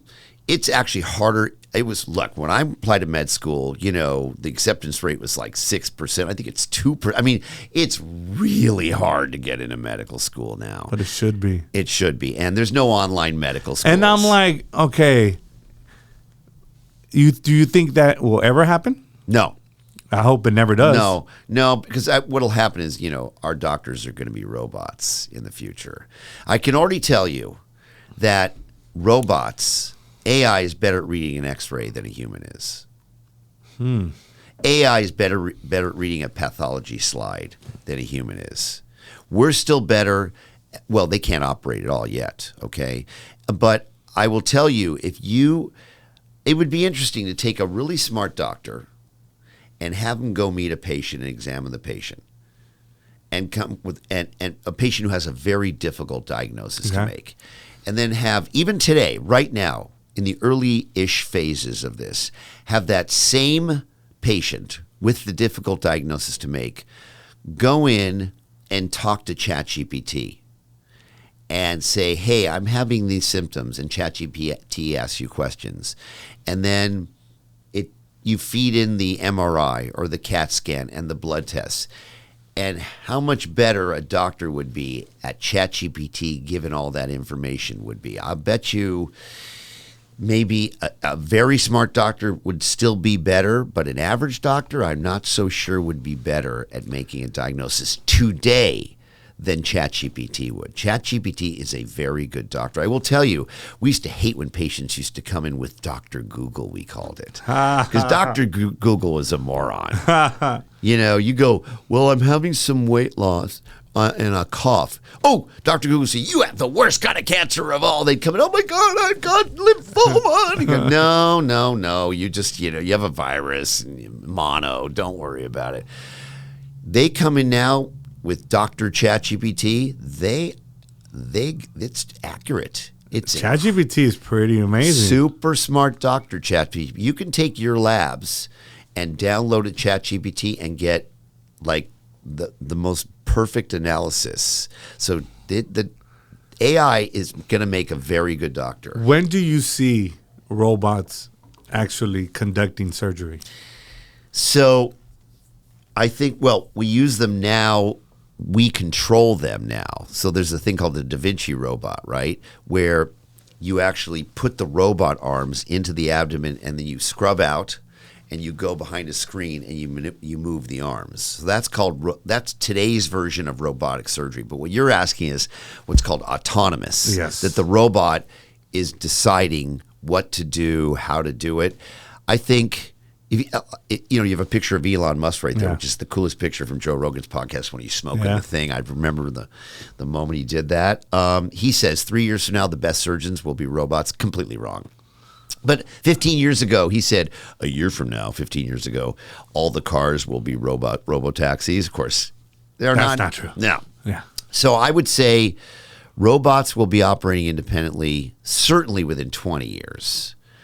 I don't think within 10 years. Because first of all, like I said, medicine is so highly regulated. I don't think, even if they could, which I don't think they will be able to in 10 years, but even if they were really good surgeons, I don't think regulators would allow them to operate independently without human control in 10 years. I don't think so. Like, those Teslas are really good drivers. They're better than human drivers, but they won't let them. The government will not let them drive independently without a driver yet. So these things, as they should be, like to me, medicine and what's the federal one that flies? Which one? For flying. Not federal drug. The FAA. Okay. Yeah. FAA. Okay. Talk about you want them to be really scrutinizing everything that flies, right? To fly, you really have to if you have a plane, okay, I have friends who have private jets. They have to constantly fix those jets even when they don't need fixing. They have to constantly take apart those jets because if it flies, it's going to be regulated. So even if there is a robot that can fly, it's going to be a long time before our government's rightly going to let them fly without a human in it. Because it's so the downside is so severe when something goes wrong, right? Absolutely. My big question is, when do I think there's going to be, and there will be, by the way, a catastrophic event because of AI? Meaning, AI gets access to something and lets out cuts off or lets out some gas or biological thing, and 100 people die because of an AI-related thing. That's going to happen. That's going to change everything when that happens. You'll see. That's a great point. That's going to happen. I can see that happening. Some cataclysmic event related to AI having control of something, And I think that's when it'll probably get heavily regulated at that point. Because Because we'll go backwards. Now you're going to be reactive. That's right, and that's the way things work. That's the way usually things work. Yeah, that's why everyone knows. If it falls out of the sky, not only the people in the sky are going to die, a lot of people on the ground are going to die. So you didn't have to wait for that to happen before the FAA become a very highly regulatory body. Same with medicine. If we give you the wrong dose of something, or we cut the wrong structure and you bleed out, so these things came into being highly regulated. But you want to hear something that's scary that's not highly regulated? Listen to this. You can go to medical school, graduate, become an MD, and you're barely a doctor the day you graduate. You're not even really a doctor. You have an MD, but you're not even licensed to be an MD yet. You still have to go through at least an internship year. You can do an internship year in family medicine or radiology or something. Take a weekend course and legally call yourself a cosmetic surgeon and operate. Did you know that? You can do that? Know that. It's legal for any doctor. No experience. No experience. Just a course. Just a course. It's legal for any type of doctor, whether you're a radiologist, pathologist, coroner. It's legal for you to operate on someone and do cosmetic surgery. And that's when mistakes happen. Well, 50% of the cosmetic surgery in this country is done by people with no training in plastic surgery. And it's allowed. It's allowed. Now, what happens is, just to your point of the reaction, if a doctor now starts having all these bad complications, then they'll come down on him. But they won't stop a doctor. Like you would think, in order to do a breast augmentation, you have to have some proof somewhere have gone through some tests that show that you can competently do a breast augmentation, right? Nope. An ER doc can do one tomorrow, legally in a surgery center, if they open up their own surgery center. Isn't that scary? That's very scary. No experience. No experience at all. So they don't have to have somebody with experience No. in that OR No. with them. Nope. By their lonesome. But Just them. Just them and their anesthesia and the nurse handing them instruments. Yeah, legal. Oh no, that's wild. It's wild. People don't really know that. But, and there's lots and lots of cosmetic surgeons who were family practice doctors, who were dermatologists, there was one who was a radiologist. He was a big liposuction doctor in Beverly Hills. He lost his license because he didn't know what he was doing. And he was letting his PAs and techs do the surgery. He was just trying to get the patients in, offering discount surgery. It was just for the money. Yeah. Yeah. So, you have to be really careful. I think the consumer has to be really careful because, is there any way they could research, how many hours this doctor has or how much experience a doctor has? At least you can go to the California Medical Board and see what kind of doctor they are. Because the medical board's going to say what your training was in, okay? Then you can look them up online and see, okay, are they an orthopedic surgeon? Well, orthopedic surgeons don't do plastic surgery because orthopedic surgeons make a lot of money. So this is all greed. It's all based on money, right? So, I think if you go online and you see that the guy or girl did general surgery, and that's it, never plastic surgery, and they're calling themselves a cosmetic surgeon, that's a bit of a red flag for me. You might be good at appendectomies or hernias, but I want someone who trained in this thing, But specializes in this. Like you did a residency, a specialized training under a bunch of professors of plastic surgery, and they graduated you. And by the way, even that doesn't guarantee that you're that good at it, but at least you're not faking it. Yeah, it's like going to a real estate attorney. Yes. There's 30 of them.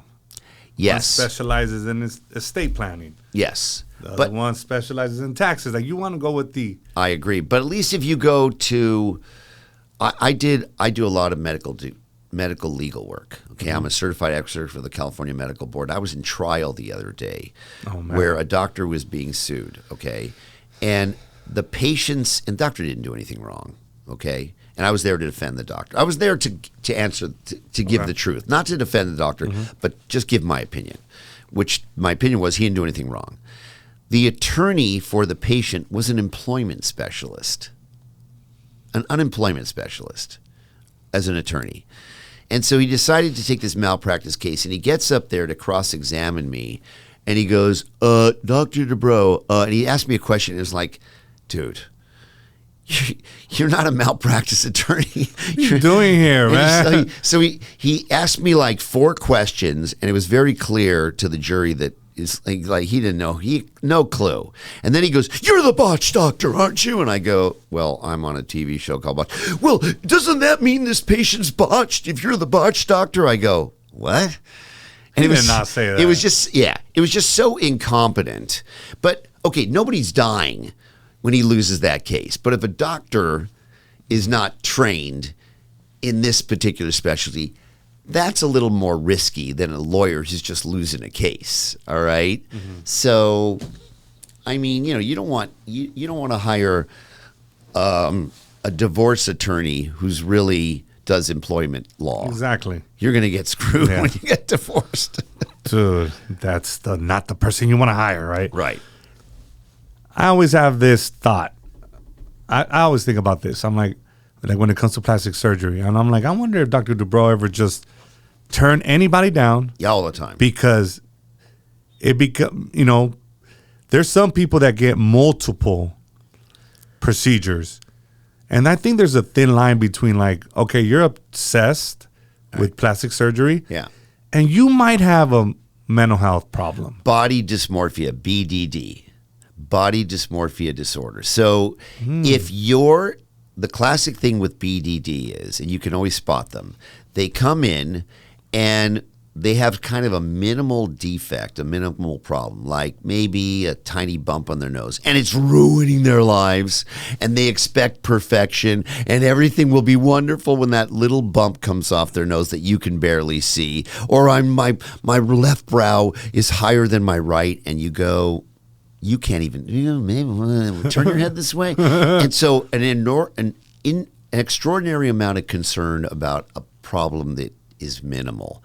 That's the biggest red flag. Never operate on them, because if you do, they own you and you're never making them happy. And they're always going to keep coming back. They're going to be mad at you, and then they're going to go to another surgeon.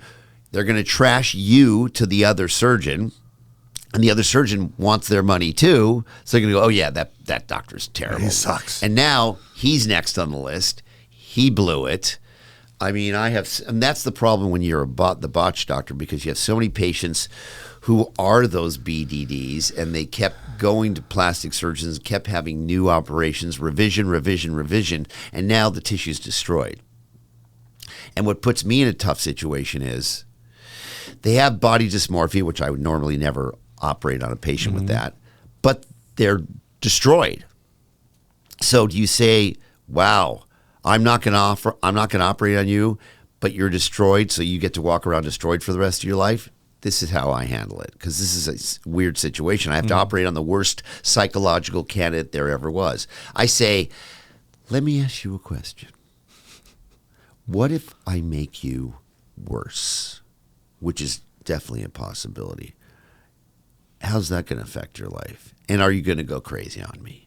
And then you put them in a position where they almost have to convince you. You go, all right, you know this is really risky. The tissue's destroyed because you've had these 7 operations.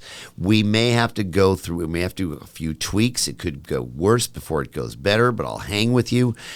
Are you going to go berserk? You're going to be screaming in my waiting room that I destroyed you, botched by the botched doctor? Because that can happen. No, I promise I won't do that. And then I operate on them, and I take them from like a D- to a B+, and they come in 3 months later, I'm really unhappy. I go, whoa. Is it better? Hold on. Just a couple of questions. Is it better? Yes. Okay. So we're better. Good. Good start. Is it pretty significantly better? Yeah. Is it actually really good? Yeah. It's beautiful, but you go, no. Period. It's beautiful, period. Because after beautiful, there's no improvement. The enemy of good is better. That happens all the time. But I've already had this conversation with them before surgery. Prep them. Oh, I prep them. You have to. If you don't, you're a fool. And having said that, even when you prep them, you still get plenty of unhappy patients because they have BDD. And that's something serious. Very serious. But that's the point. I will sometimes go in on a Monday morning and see 22 new patients, and I will turn down 18 of them. I will say to them, the hardest ones are this. A girl comes in, for example, and her breasts are really good, but they're a little droopy as she's gotten a little bit older. But they're still really good, and they want a breast lift. You go, whoa. You want to put scars on these really good breasts to make them 1 centimeter, half an inch higher? You want to trade scars to get them to be the height they used to be? Yes. No, you don't. And if you turn them down, what do you think they're going to do? They're going to go somewhere else. They're going to go the guy down the hall. In Beverly Hills, if you trip and fall, you're probably going to fall on a plastic surgeon. Oh, my God. There's that many of you guys? Oh, I mean, why do people rob banks? Because that's where the money is. Why are there a lot of plastic surgery in Beverly Hills? Because there's a lot of plastic surgery there, right? How many clients come up to you and ask for the Kardashian special? Or is there any Kardashian that gets the most requested? Well, like, I want to look like that Kardashian. Well, they all wanted the Kardashian body for a long time. That's it.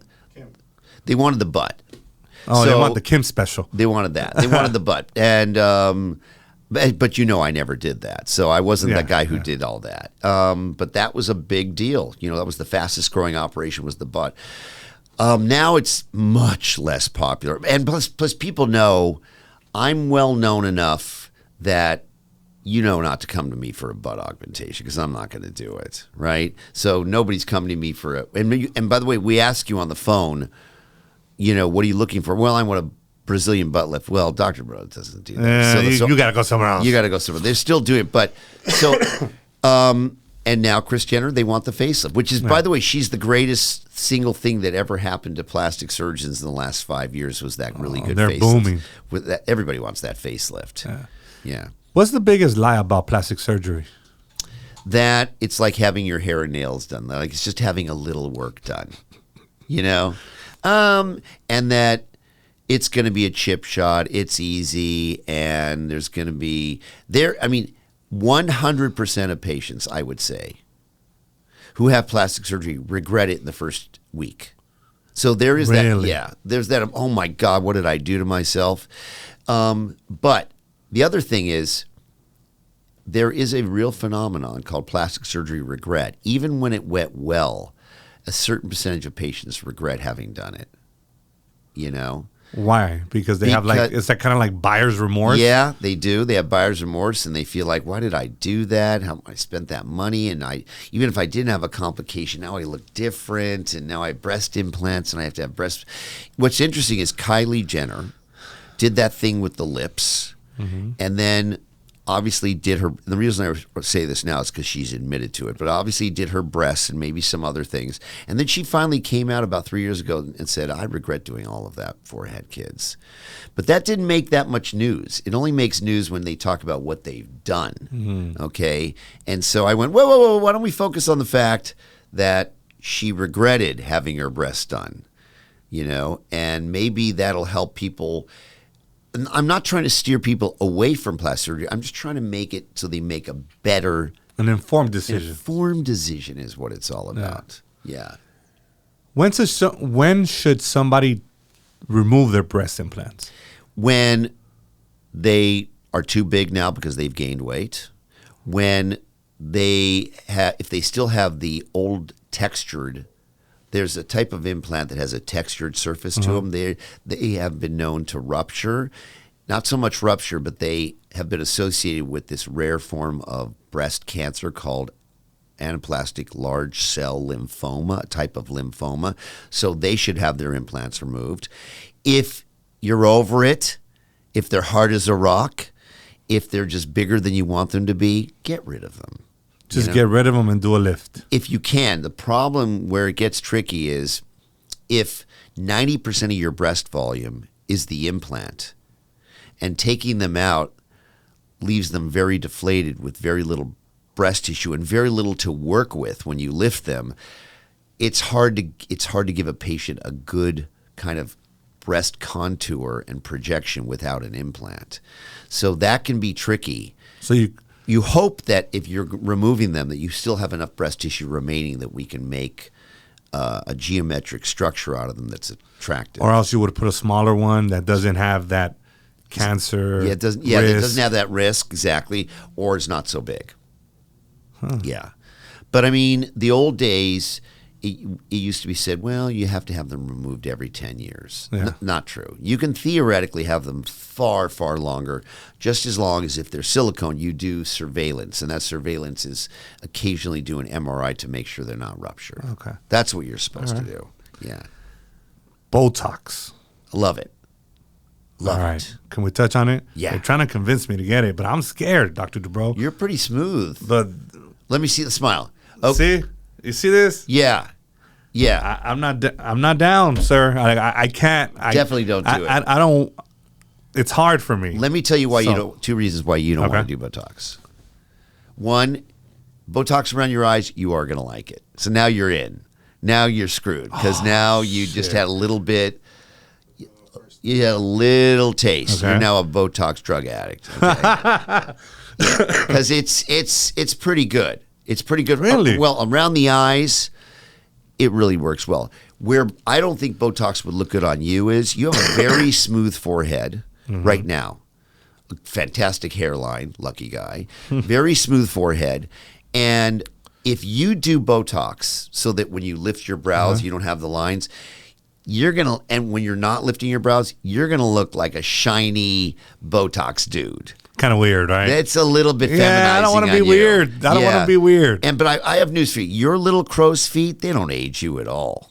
But if you do it once, you're going to go, I kind of do like this. And now, but the good news about Botox is you do it, it wears off. So it's not toxic. No. I've heard so many people like, no, it's toxic. It's this, it's that. No, it's the safest thing in the world, Botox. It's fantastic. Does Botox help with migraines?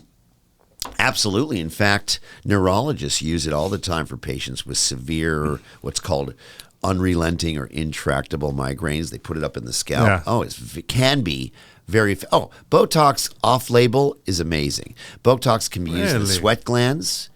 You can do it in the hands for someone with sweaty palms. Botox is great for migraines. It's great, like, if you want to hold off getting a facelift and you have these muscle bands in your neck, it can be really good for that. Yeah, I'm a big fan of Botox. We all are. I think there's very little downside to Botox. So then you're giving me the thumbs up. Thumbs up on Botox all the way. All right. Yeah, but I probably still won't ever get it. I don't think. See, even when you smile hard, your lines don't really go out that far. When I don't have Botox in me, my lines go all the way to my ear. And so I rarely do Botox. I am 67 years old, okay? Stop it. No, you're not. Yeah. I have done Botox for so many years that it doesn't work on me anymore. I have antibodies formed to Botox by the way, there's five different kinds of Botox now. Even the new one that my body's never really seen, I have enough antibodies around. They go, yeah, I see you. And it grabs onto the Botox, says, you're not, no, and it attacks it. Doesn't really work on me anymore. I'm trying to process that you just say you're 67. Yeah, 67. But, how you look better than most 50-year-olds, sir? Oh, I'm fitter than most 50-year-olds. I can tell you that. I'm as fit as a fiddle. And I've been fit. I'm one of these guys, my weight is, I've done that thing. And I'll be like an actor who signs up for an action role and he's really ripped, and then all of a sudden he looks like the guy from The Gladiator now. What's that guy's name? The Gladiator. Really handsome. No, it is him. No, not Gerard. Oh, no. It's the other dude. But he gained a lot of weight. Russell Crowe. He just came out with a movie on Netflix. He can get pretty chunky. Yeah, he got big. Yeah, he got a little chunky. Yeah. So I'm like, as a human, I'm kind of a little bit of a Russell Crowe. I'll be shredded and then chubby and then shredded. But now, because of this whole preservation longevity thing I'm in, I'm a pretty fit. I work out. I have to say, man, that's 15 days in a row. I should take a day off. What? But do you have a regimen? Yes. That you follow? I'm very disciplined. I'm a surgeon, so I've always been disciplined. But I do zone 2 training, which is, get your heart rate up to 60 to 70% max. You probably know what zone 2 is. Meaning on a treadmill, you can still have a conversation on the phone, but I do 45 minutes to 90 minutes on the treadmill 4 times a week. I do 2 times a week of high intensity interval training for 30 minutes. And so I do cardio 6 to 7 days a week, and I lift every single day. Now, I don't lift like, do you even lift, bro? You know that? Like you don't go super heavy. No. I don't lift to get big. Okay. Okay, but I mean, I look at this 67-year-old dude. That's wild, man. I mean, I lift. He's going to put us to shame right here, buddy. Here, this you got is to get me. your shit together, man. This is me at 67. I mean, if you didn't see my face, you might think I was, 47 or something, right? I'm pretty fit. I'm super fit. I lift every day. And I don't lift, I just lift like, okay, let's move the bones. I try to maximize my muscle mass, my lean muscle mass. So I'm just trying to, and that's the message. That's why I like to do like. Do you work out with resistance? Oh yeah. I do resistance training 7 days a week. Gotcha. Which you're not really supposed to do that, but I do it 7 days a week. All right. Because at my age, when you're older, it's all about lean muscle. It's more important than cardio. Really? Yeah. More important than cardio. So for you sure. would put lift weighting At my age. weightlifting. Weightlifting. Definitely. At my Really? age. Oh, for sure.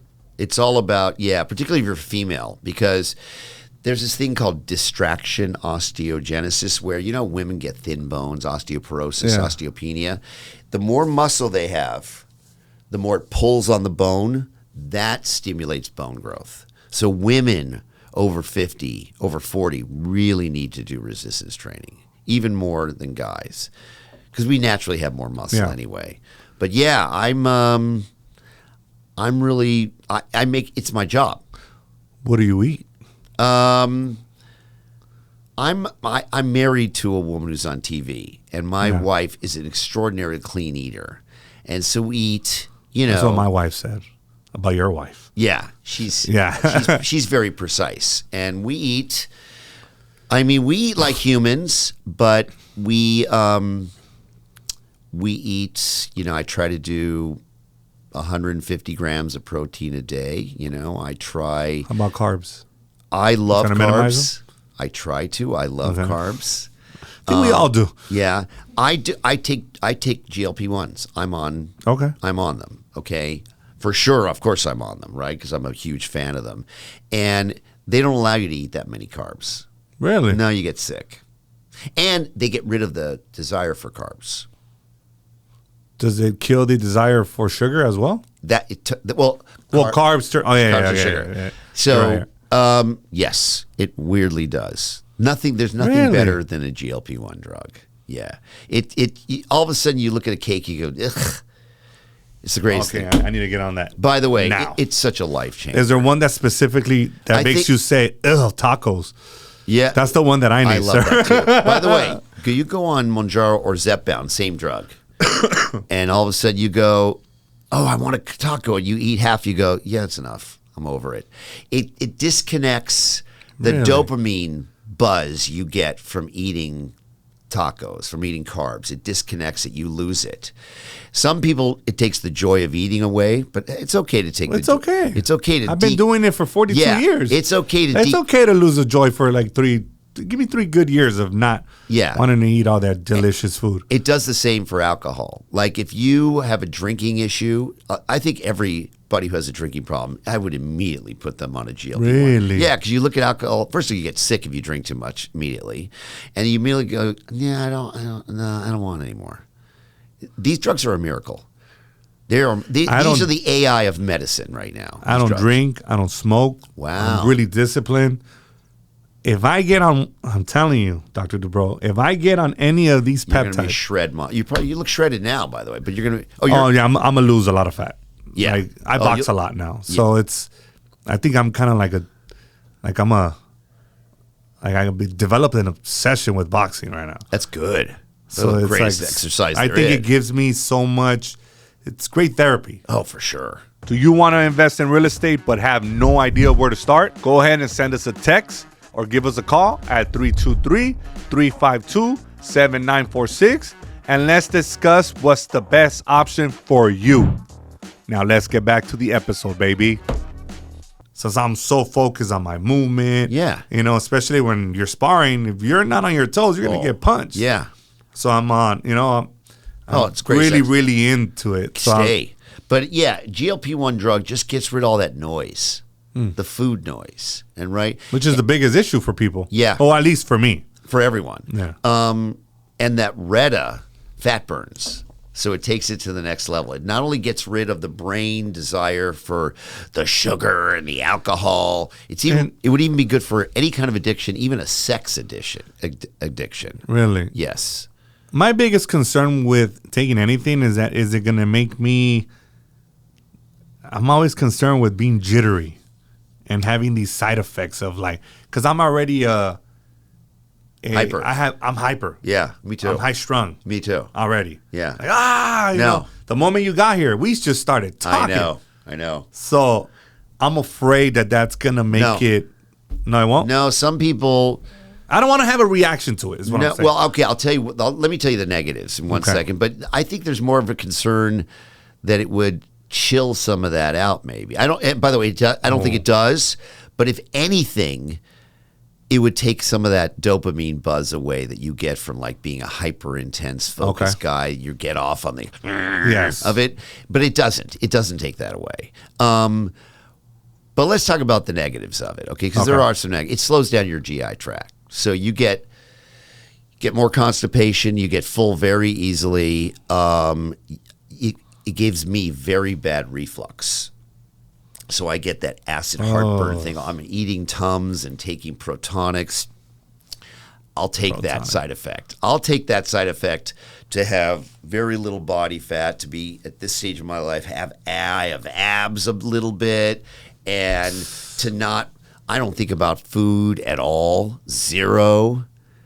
It gives you, it's like. Really? Oh, it's I need that. Greatest I'm thinking about what I'm going to eat right now. I know. I used to think about that all the time. No, it just, you completely go, food, nah, I'm over it. It's so awesome. But, you know, you have to titrate it. You have to figure out your dose. Everybody responds a little bit differently.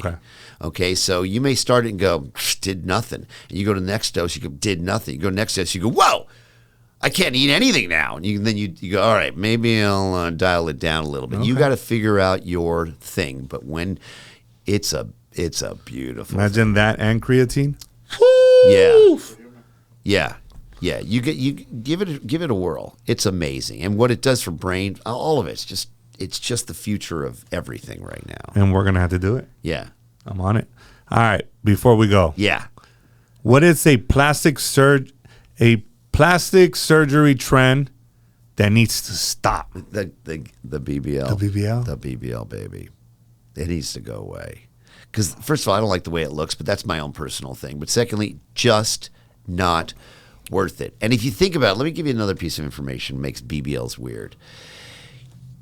In order for a BBL to work, you have to take fat and put it in tissue, and the tissue has to get its own blood supply. It's like taking a plant from this soil and putting it in that soil. If it doesn't grow roots and get water, the plant dies. Well, if you take a giant chunk of fat and inject it in the buttock, well, what happens to the stuff on the inside that doesn't have access to the blood, right? It either dissolves and absorbs, or it dies. And if it dies, it can calcify and turn into these hard masses. And this happens all the time. That is called fat necrosis. So a great percentage of the BBLs out there, when you feel the buttock, you can feel a rock hard, dead piece of fat in there. And when the bigger you go, the more of those rocks are in there. And they can be painful, but even if they're not painful, they feel like rocks in your butt. Nah, not That worth is not it. sexy, ladies. Not sexy, baby. At all. No. And if you can't wipe and you stink because you can't wipe, yet another reason not to go too big. Come on, ladies. We got to do better, man. Just squat more. I don't know. Get on peptides. I don't know. All of it. You know, all of it. Like, there's other ways to go about it. Oh, man. Yeah. So, I need to get on peptides. I think, well, now that your phone's been in the room with us, right? Your phone's going to get you on peptides. I think so. I think the first scroll is going to be Retta, you're going to see. Let's talk about skincare. Yeah. How do people keep their skin looking healthy? Well, I think you need, obviously, okay, the generic things to say is, and I don't do this, is avoid the sun at all costs, wear sunscreen, because that has the most effect on your skin. But in terms of general skincare, it's really, you need a good cleanser, okay? You cleanse your skin, and this is harder for a guy to even listen to, because you're already bored by this. But we're guys, right? No, I'm older. I'm listening. Okay, skincare is amazing. It's amazing. I'm on TV a lot. So not as much as you, sir, but right. But I know you need a retinol for resurfacing. Okay. And then you need something to cause tightening. Okay. Now I'm working with this company, Lancome. Okay. And they have a GLP-1 topical product that is designed to get collagen fibers in there in patients that have lost a lot of weight. And it's a really amazing product. But if you can induce collagen formation, elastin formation, if you can get the skin to tighten up, that's really a powerful thing to do. So you need depending on what your skin is like, you need something for resurfacing, for something for skin tightening, something for collagen enhancement, like a 3-part program that you can get sort of anywhere. You know, you don't have to get Consult Beauty My products. You can get them anywhere. And if you do it frequently, you can keep your skin looking good for a long time. And that's what I think most of us want. Yeah. Like, Yeah. And a little judicious Botox as you age, you know. But the bigger picture, obviously, is... I want to be 67 looking like you, sir. Well, You know what I'm by saying? the way, you're going to look better because you're going to have access to all those things AI is about to download to you. AI is the game changer. Yeah. By the way, think about it. When you're my age, you're going to be in this room with your robot next to you. We're all going to walk in with our robot. wild. You know that's true. It's going to pick up stuff for you. It's going to be going, no, come here, man. We're all going to have an R2D2. And those are C3PO. what they're going to C3PO. tell you how you don't like that. Yeah. You don't do that. This Yeah. is not a pattern that you usually. Yeah.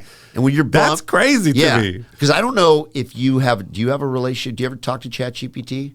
Yes, I do, and Isn't it amazingly good to talk to? yeah, Isn't it amazingly nice and supportive? it tells me like, no, don't do this, don't do Yeah. that, And it's smart. And I'm like, wait a what? He's talking to me like he knows me. Like, this guy- But it's world's intelligence. The smartest person in the world is your best friend in your phone. It's fantastic. My daughter has flying anxiety. She goes to school on the East Coast. I have 2 daughters who go to school on the East Coast. She's on the way to the plane and she's freaked. She sits there and talks to it and goes, I'm freaked out. And it goes, hey, Max, you know, you're a lot safer in that plane than you are in this car right now. Let me tell you some statistics. And it talks her down the whole way. calms her down. Calms her down. Isn't that insane? That's insane.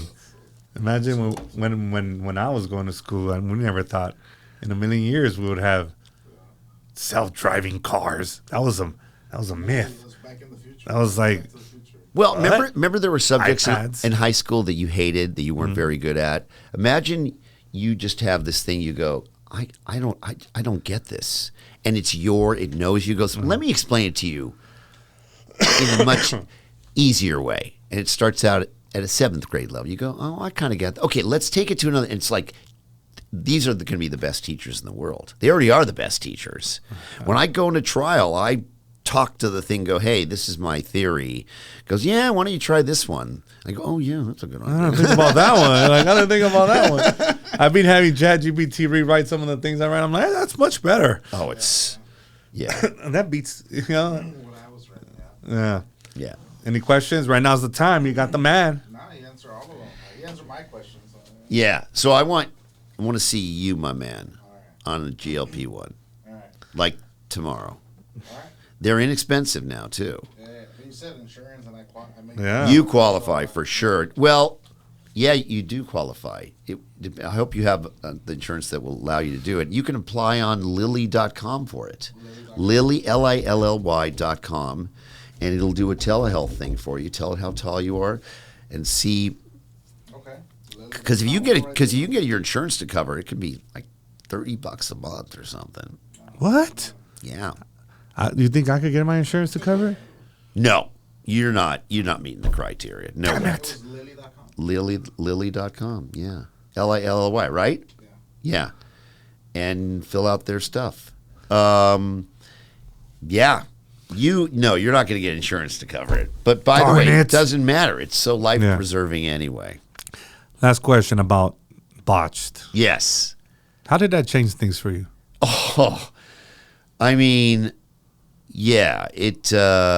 Well, okay. So very briefly, I did a TV show in 2003 and 4 that was a giant television show before your time that was on after American Idol. Often considered the worst reality show of all time, called The Swan. Oh, shit. The Swan. Okay. Okay. And so that put me on the map over instantly because they had 40 million viewers or something. It's ridiculous.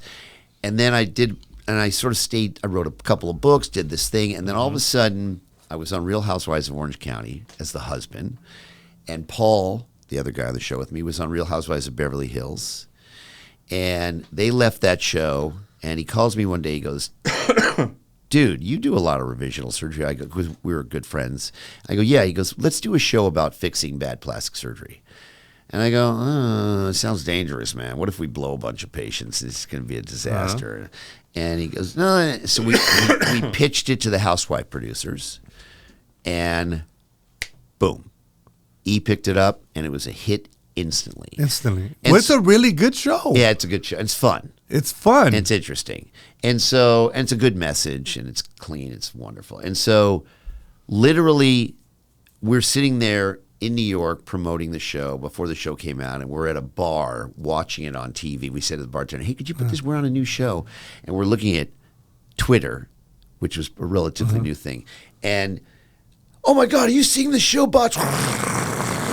And we went from being relatively unknowns, except I had been on TV and Paul had been on Housewives. So we were on Housewives, so we sort of were known. But the next day, oh my God, it's the Botched doctors. And it changed everything in terms of who we were. From one day to another. Yeah. And then all of a sudden, and then they picked up seasons 2 and 3, and then picked up Botched by Nature. We went around the country, and then Botched Post-Op, a talk show. And then Botched continued for another 10 years, and we're hoping to get another season, do Botched 2.0. We're waiting to find out if that's going to go now. It obviously changed everything. I went from being in the media, Terry Dubrow, husband of Heather Dubrow, to Botched doctor, Terry Dubrow, to now enough people know me, it's just Terry Dubrow. They don't even which is cool that now when they write articles about me, they just say Terry Dubrow. They don't even have to say the Botched doctor anymore, which is kind of fun. So I just think that shows a great mix. it's a great mix, and it's great fun. And I've always said this: I love being famous. It's so fun. People, Is it a dopamine spike? It is. When you're reality show famous, I call it the sweet fame. Everybody's so nice to you, and they know you. It's not like you're Leonardo DiCaprio where they go, oh God, is that really Leonardo? He's wearing a hat. I'm like, oh my God, Leonardo. It's like, hey, Terry's in the, hey, Terry, how are you? You know what I mean? It's like everybody's your best friend, and they're so sweet to you. It's wonderful. It's a cool kind of fame. I'm not acting. No, but I think that with you is what you see is what you get. Yeah, totally. Kind of similar To you. to me. Yeah, we're just authentic and real, and we don't Like, care. I'm gonna be like this no matter where. No I'm matter at. how famous you get. Yeah. And yeah, because Of course, I'm not comparing myself to you, like in no, terms it's the of same. You know, No, but I'm telling you, what would have happened though if I would have got even this level of fame, whatever it's at, when I was 22? That could have messed me up because I would be dating way above my. I might have bought into it and thought, I'm so that. It happened to me when I was older. It was like, okay, you're so nothing. It happened to you at a perfect time. It did. Because I think that some people, and I think that's the problem with social media, with younger people.